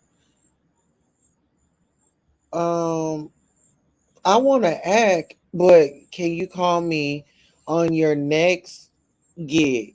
This one, I just don't feel that it's appropriate. I don't feel it's appropriate. And I feel like it's traumatizing. I mean, this was a guide. This right here was a guide on this is how you groom. This is how you groom, and we're grooming in the process. So now when you say these children have grew up, where else was they supposed to put that damn hurt and pain? I mean, I'm gonna tell you like this. There was an acting role. It was a play called oh my gosh. Oh my Reflection. And I had a best friend. I had a best friend, Mia, in the play. And shit, when the play was over, I missed my damn best friend. I was still in that role. I was still in that act. And this was my scene was the elevators. And it was when Dick Rowland and Sarah Page was in the elevator. She ran out, she screamed and ran out, and nobody really know what happened. And next thing you know, Greenwood just started, getting attacked. It hit news, and then that's when they started attacking us out the blue. But I can see how just being in that play and tuning in to that role, you know, tuning in to my person. Because my name was Robin, and Robin had to have a little sass, you know. So when you say this is your role queen, and when you say this is your role queen, and this is what is given, and I have to fill those shoes. So my thing is with that production, who was running the camera, who put it all together? Like, why was that? Why was it? Why was it thought of? Why did it have to happen? You know what I'm saying? I just can't. Let my children tell me somebody want to do a skit.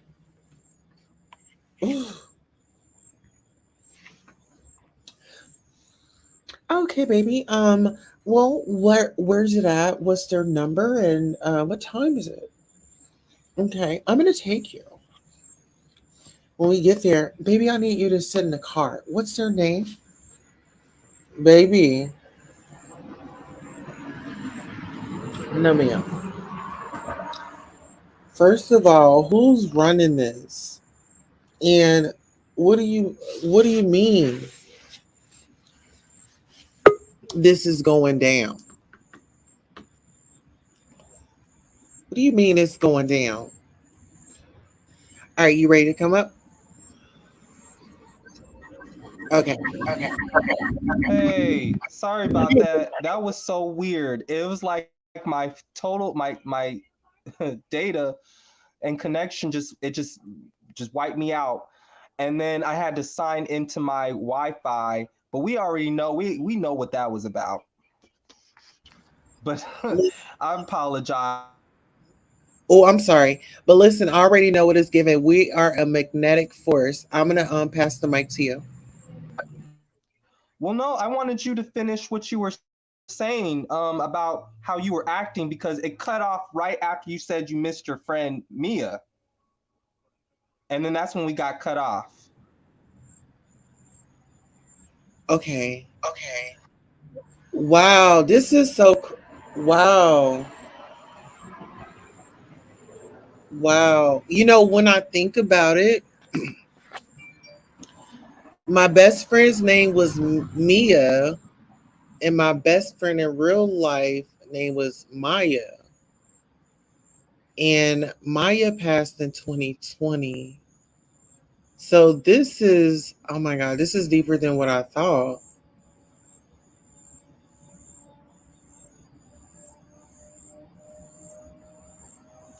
Wow. I had those feelings and emotions for my best friend through the acts, but when it was time to let her go,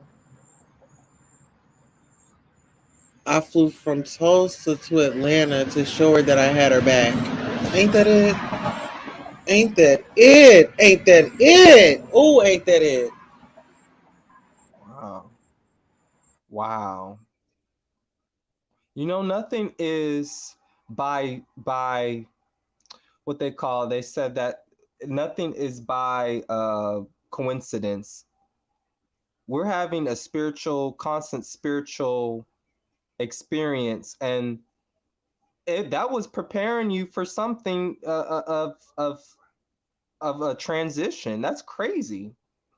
And I don't even know, did you say Maya at first and then I said Mia?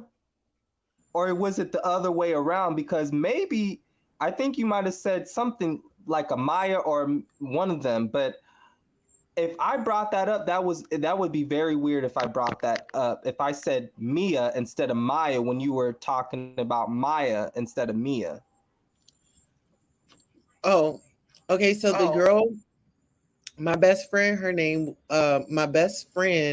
in the play, her name was Mia, and my best friend in real life name is Maya. Her name is Jemiah, but we call her mom, we call her Maya.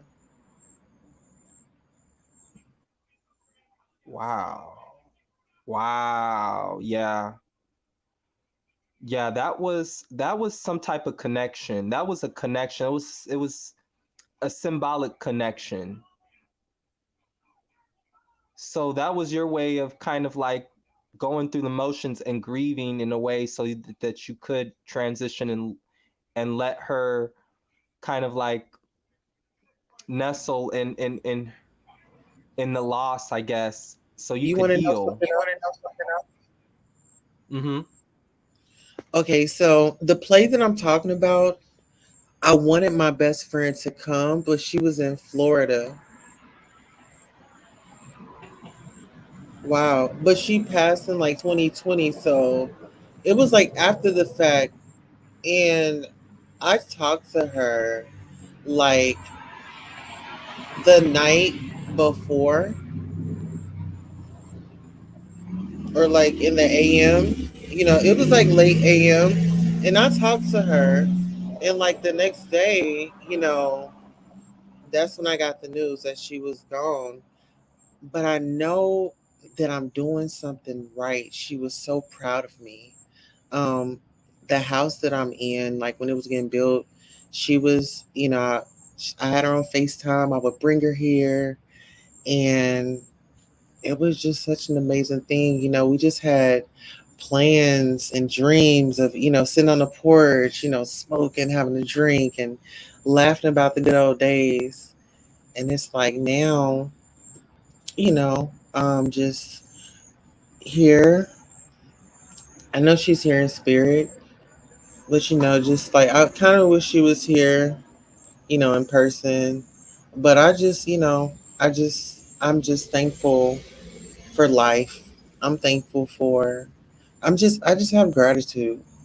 I'm just gonna say I want to show gratitude. Show gratitude today for life. I'm Mm, gonna pass the mic. mm.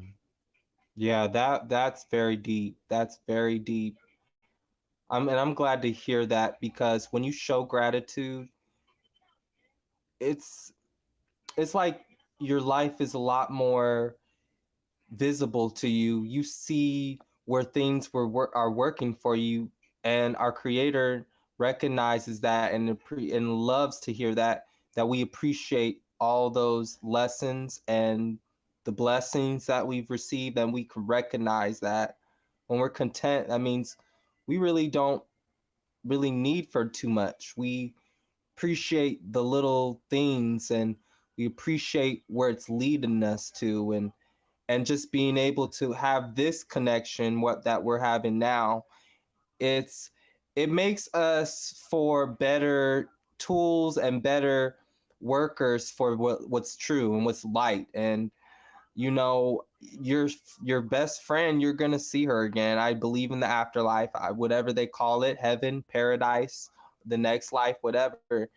You're going to see them again. And I haven't really experienced too much death, but I recently did lose someone very dear to me earlier this year, and it was something else. But I think I wouldn't have never been as strong as I have if I hadn't have gone through my journey and my blessings, and recognizing that I've truly been gifted more than cursed any type of way. Like, I don't even claim curses. I don't claim none of that, but I've been blessed more so. I would say I would call it attacked. I've been attacked, but my blessings are so much more bountiful than any attacks that I've ever received in my life.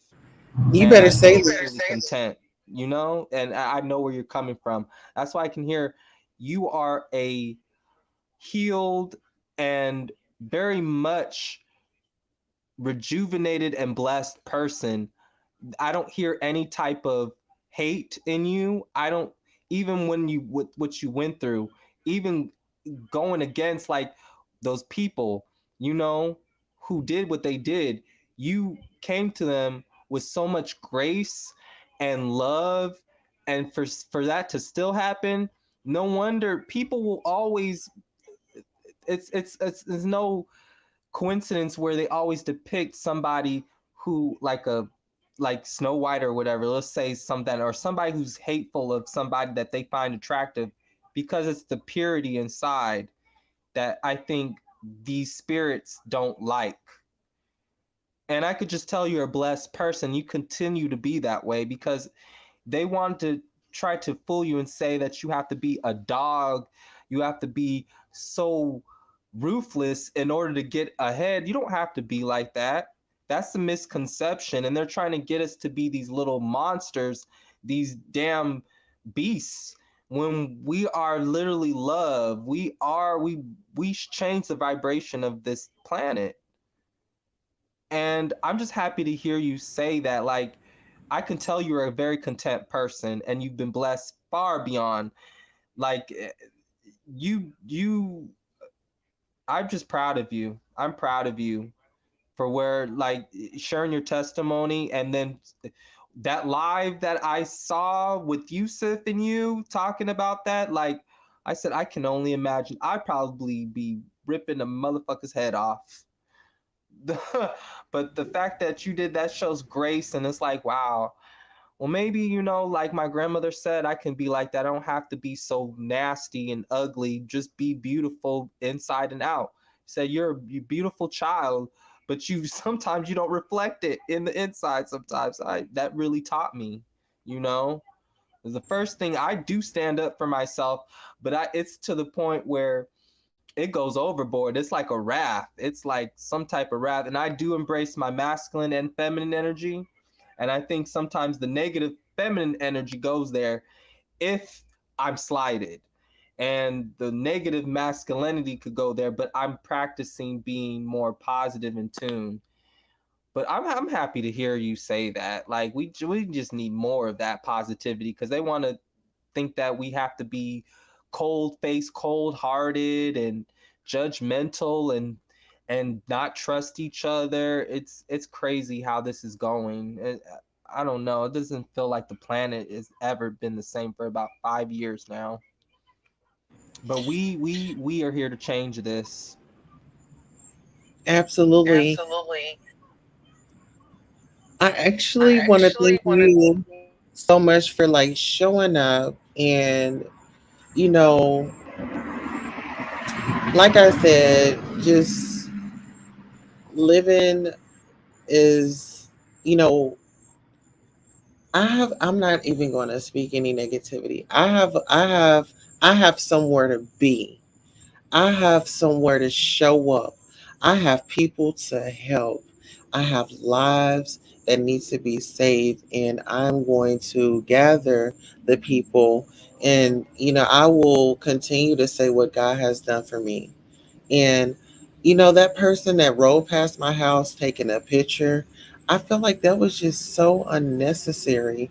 And I just pray that God really touches your heart and, you know, explore, give you the eyes so you can see your talent. Because sitting up as high as gas is, I don't know if you drove, you rode your bike, you had a bird, or whatever it was. But I'm gonna tell you like this: I have PTSD, and I'm just warning you: do not do that again. Do not do that again, because it's gonna send me somewhere. Okay, and so just just so we're clear, I don't know what the big deal was. Were you trying to send a message? Are you showing up? You know, I mean, what did you mean by that? When you posted that picture, Red Label, what did you mean? Are you coming to my house? What is going on? You made a title, you included my family. What did you mean by that? What did you mean by that? It's like modern day Ku Klux Klansmen is how I'm feeling. I feel like these people are the Ku Klux Klan. They ready to take a black person out in broad daylight. They don't have no shame. It's like back in the day when they was doing that. These people are acting like the Ku Klux Klan. When they do that, that's what I'm going to tell them. I'm going to say, okay, bye, bye, bye, KKK. That's who you are. That's your. I'm just not. I'm not going to argue with them. KKK, you got to go. And simply it's just going to be that, because this particular person wants to show off his Caucasian side of the family so bad. It's like, I'm not understanding. Are you wishing that you were? I'm not understanding what is going on.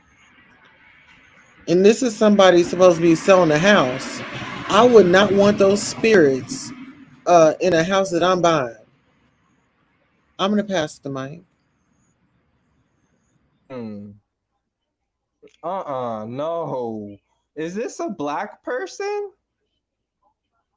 Yeah, Queen Tulsa? yeah. His name is Red Label Confession. What? See, Hmm. that's mental illness for real. I mean, there's so much unchecked mental illness, and the simple fact this is a like I told you, would this person be do is this per if you were white, would this person be doing this to you? If you weren't marginalized, if you weren't seen as a marginalized, you're not marginalized, you're very much you know, a hero. You're very much your own, your shiro. You're a human being. You're a child of God. You are a light being. But in this society, like, would this person be doing this if you were a white person? Like, and that's a coward. That's a coward. Why are you bothering this woman and her family? Why are you bothering innocent people? Like, what do you stand to gain by bothering somebody like this? I hope you have a good camera that's capturing all this, a nice ring light. You have all this proof, because this idiot, this fool, is going to wind up in bars and should be behind bars for harassing. That's harassment. And then if they were like, you have to build this up to the point where this person is putting you in harm, and you're building up your case because they keep coming to your house. They keep unwarranted doing all these threatening things. Yes, this person read whatever. I'm writing that down, because that's a problem. You don't keep bothering, and what are you doing? You're trying to put my life in jeopardy. You know, that's not cool. It's Red something production.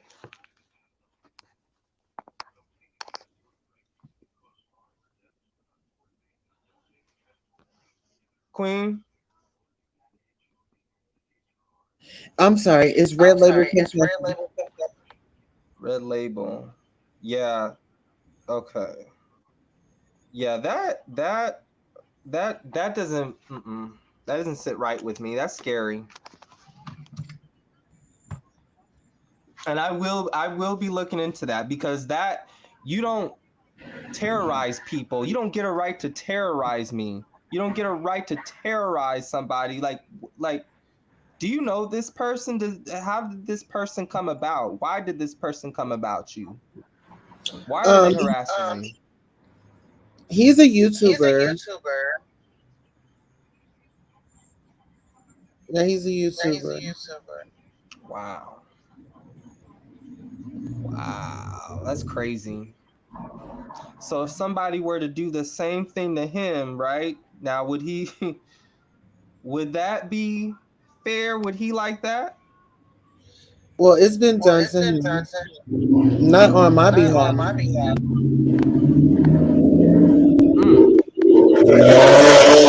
People just need to, that weirdo shit, they need to leave people alone, because there's some real consequences to that. And we're not threatening anybody, but you have a right to defend yourself, and people have a right to defend themselves. You come over here and do that, like and I live in Georgia. We have a right to shoot your ass from Kingdom Come. So, and I'm saying that, but I'm to defend myself. I'm going to defend myself. Just stay in your lane. You don't have to agree to what I am doing, or what I subscribe to, but stay your distance and stay in your lane, and stay the fuck away from me and my family. That's not right. And we will get this news out. Like, if anything, do you have any? Are you filing a report against them? Do you have any, like, anything that is an illegal standing protecting you? I'm good right now. Okay. Okay. But yeah. If you don't already, I'm gonna say this. Make sure you have that camera footage of every trespass, every little thing. Have that documented. Go live with it if you can, because that's really gonna help as well. But yeah, motherfuckers need to be careful, because people are packing. Is your state Cary state too? Open hearing. Okay, good. Okay, yeah. I don't know why people do stuff like that, and they know the fucking laws. It's just crazy to me. It's just crazy. Yeah, you're right. Blackface and KKK. That's a damn shame.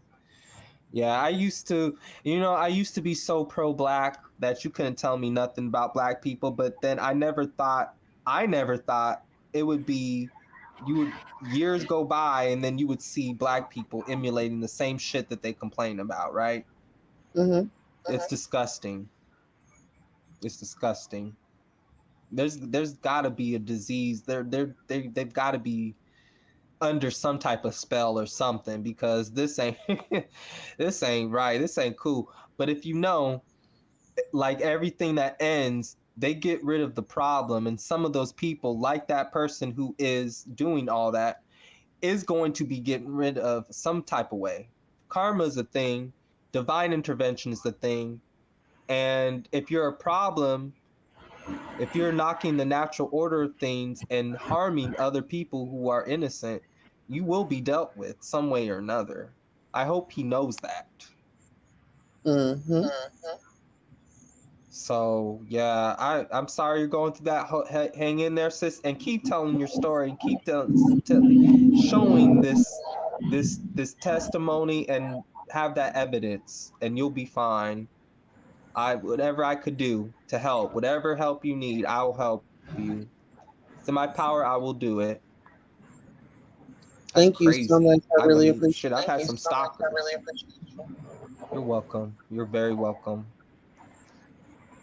Any questions you have for me, or what do you think about the whole situation?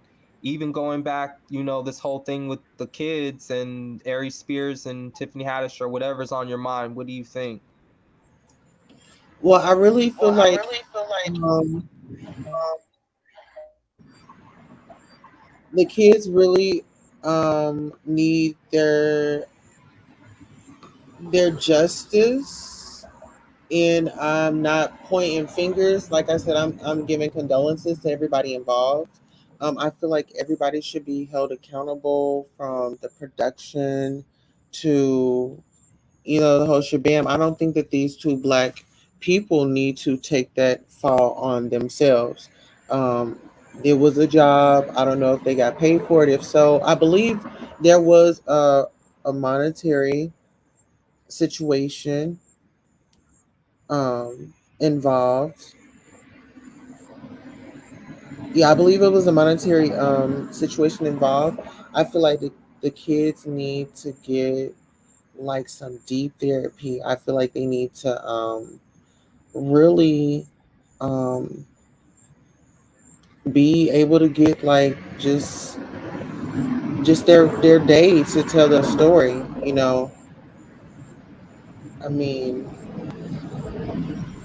when we say trauma usually starts for most people as a kid, you know, and so to have that trauma as a kid, and now they're an adult, and like I said before, it's like, what do they do with it now?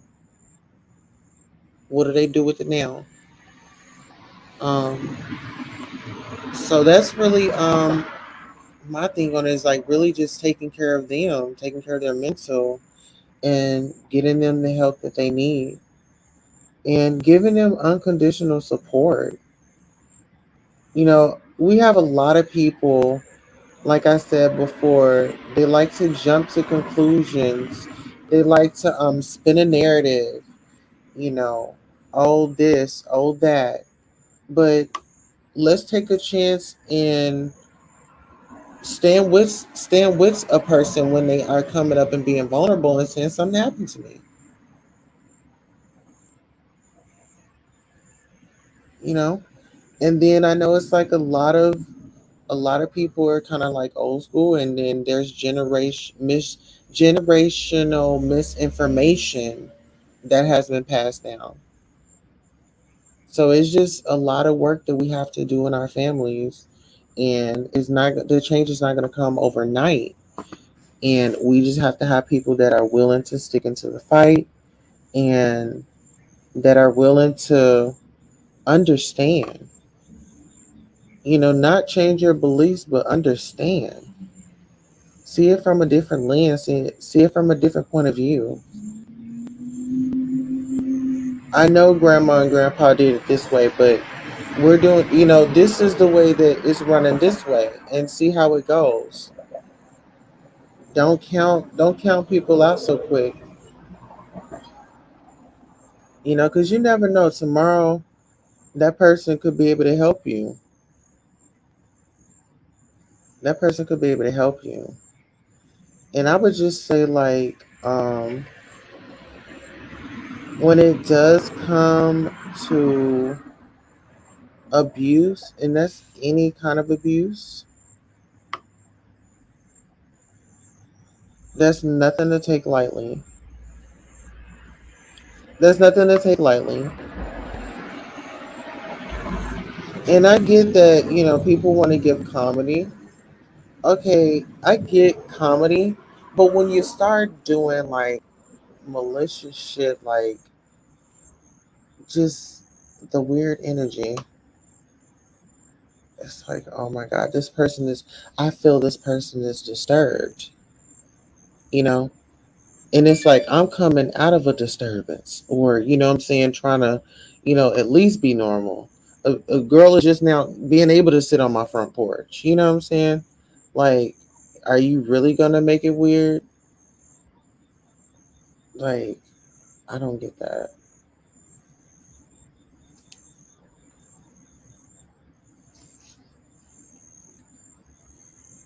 Okay, I'm going to pass the mic. You said a lot of stuff that, I mean, really is resonating. Like, for one, we are in a different state of the world from back when our parents and grandparents were coming up.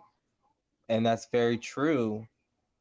And there's no one way to do something. We can learn from each other. And I hate when so long they said you had to stay in a child's place and not not speak, but be what was that? You're here to be. You are uh Children are to not. be seen. Say that again. The old saying, children are to be seen, I heard. Yep. Yep. Exactly. Like, and then for the longest, that's what they were ran by. You couldn't learn something from a younger person, but there's so much things you can learn from a younger person now. If you thought you couldn't learn something back then, how many times do your grandparents or somebody, one of your parents or somebody older, ask you how to use a phone? I know I had people in my family older. I had my grandmother, God rest her soul, always constantly trying to get me to do something with her phone. You know what I'm saying?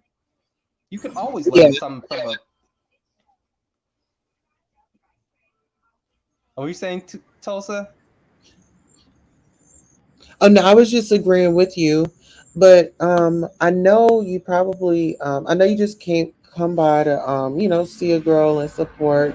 And it really feels good that you had come up and you made some really, really, really valid points.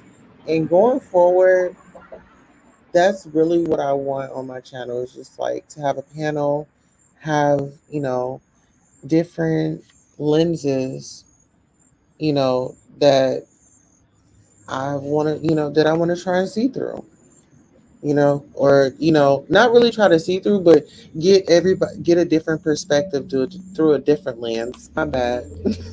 It's late.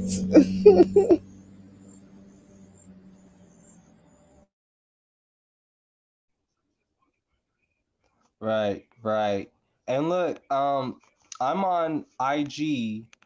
From what I understand, you're in Oklahoma, but that doesn't mean I can't support whatever, because you send me a link, I'll hop on it. If you're on Instagram, that's one way. Um, and from there it leads into something else. But if you have an Instagram, we can do that. But yeah, I like to support, whether that I could put you on to some of my friends and followers or whatever, and just connect in that way and just pass any word around. um that's a way of doing that. I know physically, I'm in Georgia, you're in Oklahoma. That's two different things, but it's not to say that in the future we can't have some type of connection network, and we can't travel, right? But in the meantime, why don't we, we're here on YouTube. We know each other on YouTube. I'm connected to you on YouTube now. And that's one way. And there's also social media if you're comfortable with that. But there's all types of ways we can support each other. So even if it's not the physical right now, being in each other's spaces and being able to do that, there's something that could always turn into something. It's not determined now, but always something can show up in the future. And so yeah, there's always that. Don't lose on that mind. But yeah, I'm also here with you mentally, spiritually, and verbally. You know what I'm saying? Like that itself is powerful. So whatever ways, there's different ways to do that. And you're right, a lot of these things, like, we have to be able to see some common ground. As long as I feel like the old generation, new generation just need to stop fighting with how they're doing it and come together and use their own talents. That's the thing. We're so busy on trying to argue other people's points of views instead of saying what is the common ground and what is the goal here. And then how can we use our different talents and different ways of doing things, maybe even seeing things, so that we can come to the common ground. Okay, what is this that we have in common? Well, we want the betterment of our future. We want our children to have a better life. So if we have that common ground, we can work from there instead of just saying, well, I want my child to view this as black, and this person wants to say, I want to view this as white. Well, what do you want? We want prosperity. Well, how could if we're going to be able to do that, we have to be able to see a common ground so that both of our kids can prosper for the future. You know what I'm saying? And then there are some who are willing to make things unequal, right? Yeah. But we got to kind of like shut that out, that noise around, and see if we could all work through that. And if we can't work through that person, then unfortunately, then you're just going to have to be in your own group. But I feel like we're all speaking the same things, but we just have different ways of saying it. And we just have to kind of understand that maybe this person is saying the same thing that we feel. They just have a different way of saying it. That's what my spirit's been saying lately. I don't know. What do you think about that? Or anything that I've said about that?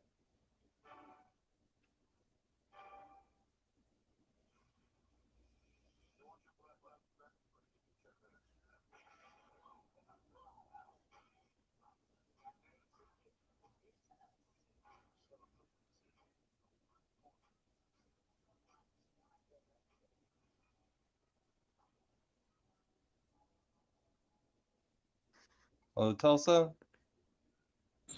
I'm over here talking. I'm over here talking away on mute. I'm over here like patting my hand. My cell phone is in my hand. I'm like, okay, so what I was going to say is you touched on a lot of great points tonight. And the most important one was really us coming together and showing up.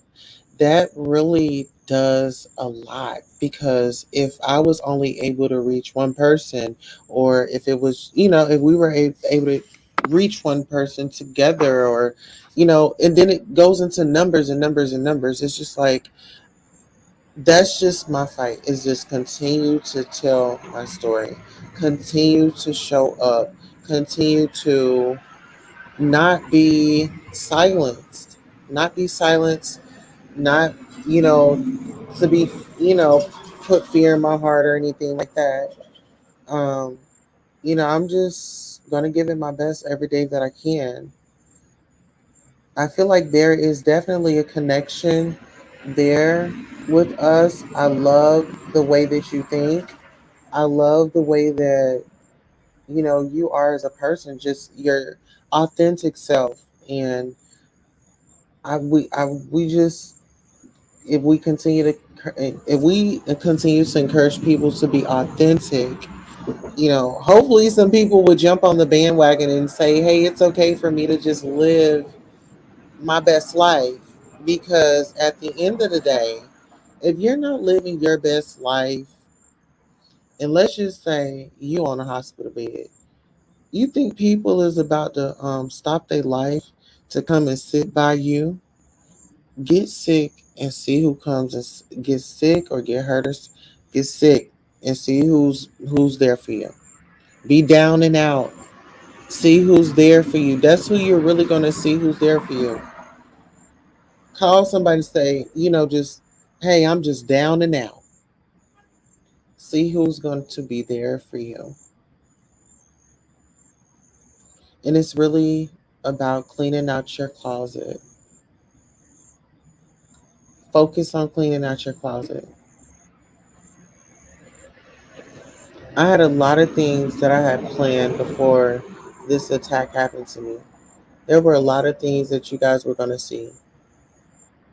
I had you know, I ain't even trying to give up too much, but we had some things in motion and things took a hold when this attack, this hate crime. I mean, this wasn't just a regular crime, this was a hate crime, and people need to understand that. And I feel like, damn, why are you giving me so much heat? And it's like, if you believe me, you believe me. If you don't, you don't. I'm okay with that. That's it. That's done. But then it's always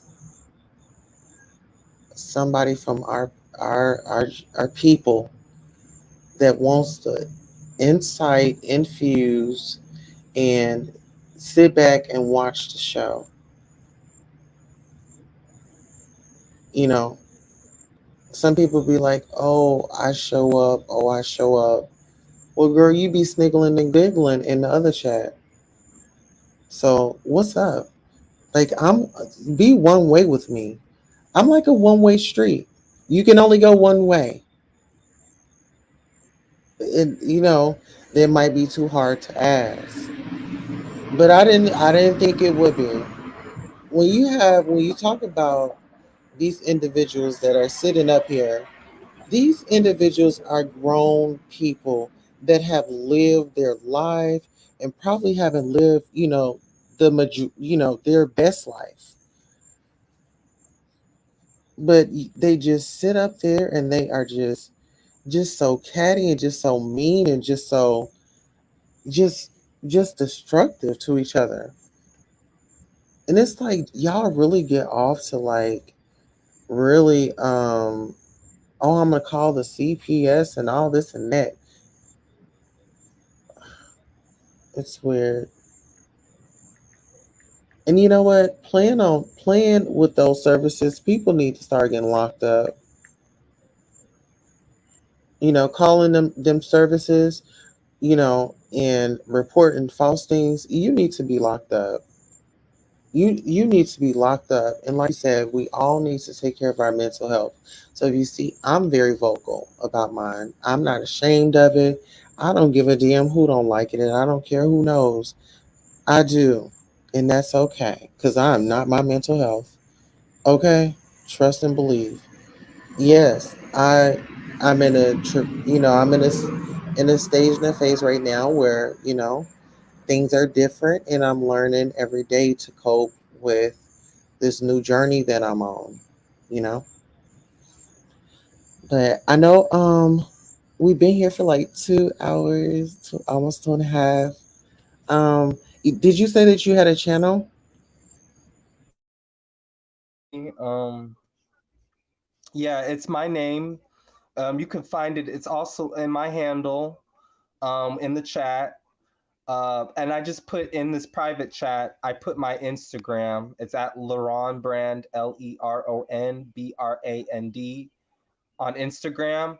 And, my YouTube name is Leron Hill, LeronHill. Yeah, so you have to follow me Yeah, so back. you have to follow me back. Got you. You're Queen Tulsa Radio, right? Or Goddess Queen Tulsa Radio? Oh, it's Goddess Oh, it's Tulsa Goddess Radio. Tulsa Radio. Goddess Tulsa Radio. Okay. Yeah, I saw that. I saw it posted underneath this StreamYard. So okay, I got you. I got you. And I wanted to say something that you said.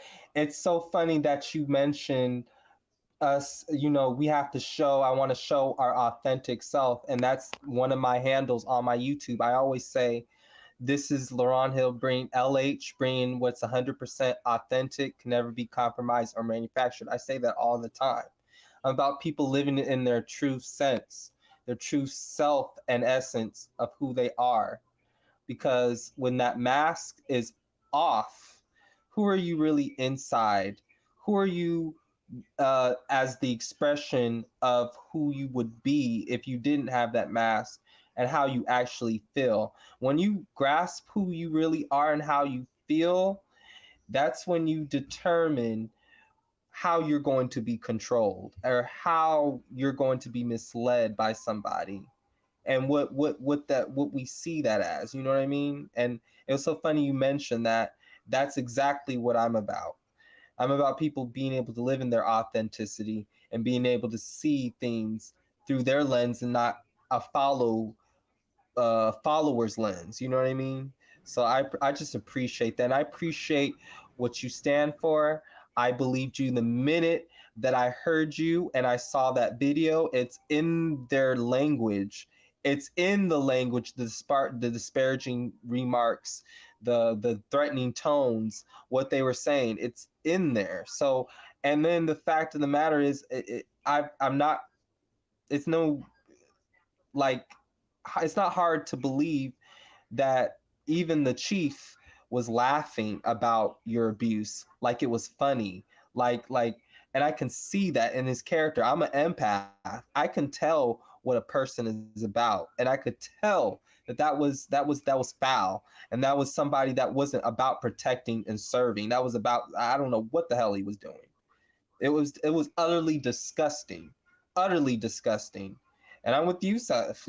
Sometimes I feel like you better be glad that some of us, I'm not God, because you would be neutered. You would be, I don't know, some type of punishment would fit the crime. But I feel like if we really got down real with it, people are getting a pass, and that's why things are going. But if we were to go on some raunchy, some crazy shit, like some real punishable shit, I guarantee you these human, so-called, whatever they want to believe that they're human beings and whatever they are, they wouldn't be doing half of the shit that they're doing, abusing these kids, abusing each other, abusing other types of people who are not non-threatening. They wouldn't be able to get away with this shit. And but that's all I wanted to say for now. I can keep going and going, but I had a great night with you, Queen Tulsa, and I saw a little bit of your watermelon patch when I logged in, and I just think that's so beautiful that you're teaching your children to learn how to farm and sustain themselves with their own food. That's actually something that I have a girlfriend, one of my homegirls that's on YouTube. We found each other on YouTube, and that's all she does now. She teaches you how to plant, different crops in her garden. She has a gardening show. It's called My Own Home Gardening or something like that. Her name was Candy. She's uh, one of my subscribers that I subscribe to as well, and we became YouTube friends. And that's all she does is show how she gardens and what she plants, herbs, vegetables, everything that I'm trying to do when I get my house. So I Yeah. just think that's You know, fantastic. listen, you can start now. You don't even need your house. Like you can, because that's what I was gonna do. Like, I'm in the process of like seeing what grows in like the winter and stuff.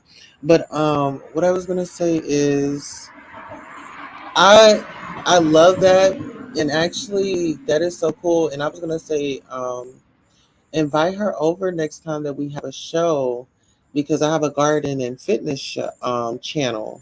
And so as soon as I'm able to do my thing, we're going to be doing gardening and fitness. Just to health is wealth.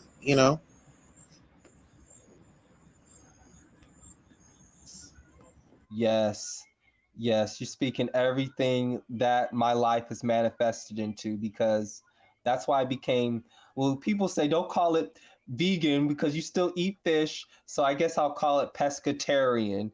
I used to say vegan pescatarian, but I would say pescatarian. Well, fuck that. I'm going to say what I want to say. It's vegan pescatarian. So that's why I started to eat how I want to eat, but eat cleaner. And I believe that as well. Health is wealth because you can't do nothing, baby, in this earth unless that machine that you're using, which is your vessel, your body, you can't do nothing unless this is taken care of. All this brain, everything is taken care of. You can't do nothing in this world unless you take care of your body. And so I definitely believe in that, and I definitely will. I'm gonna hit her up and I'm say, it's Queen Tulsa. She has a health and fitness show, and she was inviting anybody who you know A is garden, about health. gardening and fitness. I'm sorry. Is gardening and fitness. Oh, garden and fitness. Okay, garden and fitness. Perfect. That's her. She's gardening. She's gardening. She has a book about holistic eating. You know, African holistic eating as well, herbs and all that, herbs, um different thing. And she's a mother as well. She just had her baby, second baby. So I think that would be great. That would be great. See the connections. Yes. You know what? I'm a girly girl and I'm all about like each one teach one. I don't know something and y'all know it. I'm gonna ask y'all. If y'all don't know anything, ask me. And that's really what it's all about. That's what my channel is about. Is to have fun. We can come on here, we can do comedy. I sometimes like to listen to people's lives and make my own comedy. And that's just what it is. And I've just really found my lane, and it's more to me. And I'm just glad that you all are giving me the opportunity to just be myself, and y'all are just um subscribed and along on this journey together. So I say, you know united we stand, divided we fall. And a lot of people, they don't get it.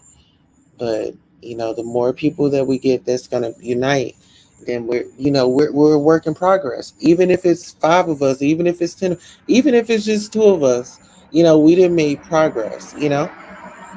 But I'll add you. I added you on Instagram.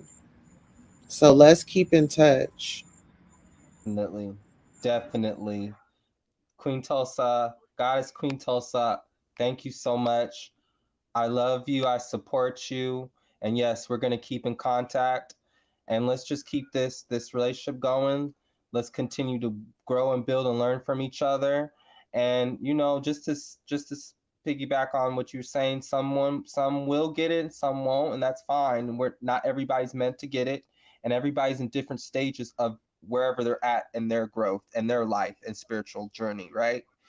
And that's fine as long as we can grasp the ones who are in that mindset now, who are growing with us, we can take them Exactly. along. And that doesn't mean that the people who don't get it now, they will eventually understand what we were talking about, or vice versa. But we're here to learn from each other, and we can definitely learn from each other. And we just need to, I don't know, just be confident in the fact that we're doing something for what we're doing now in our present stances and our journeys right now from what we know. And I'm just thankful for people like you who continue to put beauty out in this world, education in this world, and put the truth out here and just live life as a human. So I appreciate it.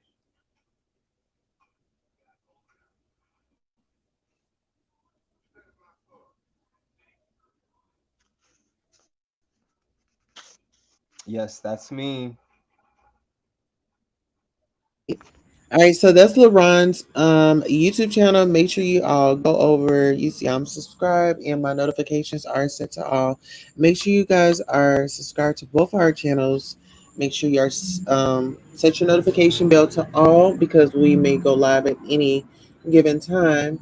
This has been a great engagement. I really love everyone that had come out. If you are the replay gang, I definitely want to thank you so much for giving us your time and dedication and engagement.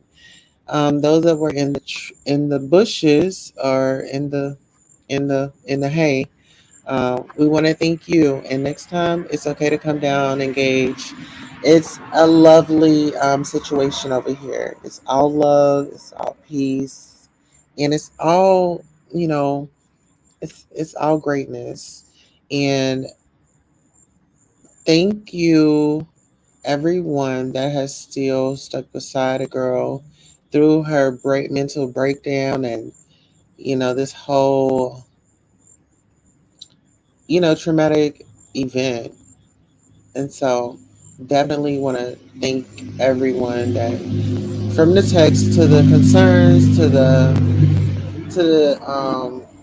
the items that contributed to me getting better, into a better state. So I definitely want to thank you all for that. So I guess on three, we could just tell the people bye. One, two, Thank three. you so much, everybody, and thank you, Queen Tulsa. Thank you, Goddess Queen Tulsa, for having me on. I appreciate you, love. I'm always thrilled to hear from you and hear you express your beauty into this world. And thank you so much for having me on, putting me on. And I want to firsthand thank Yusef for putting me on to you, and start from that. And just thank you so much for the love and the shout out. And we will continue this. And I'm just glad I got to meet somebody else who's a part of my tribe. And I appreciate you, love. Thank you so much. Thank you. Good night. Have a good night. Have a great night, everyone.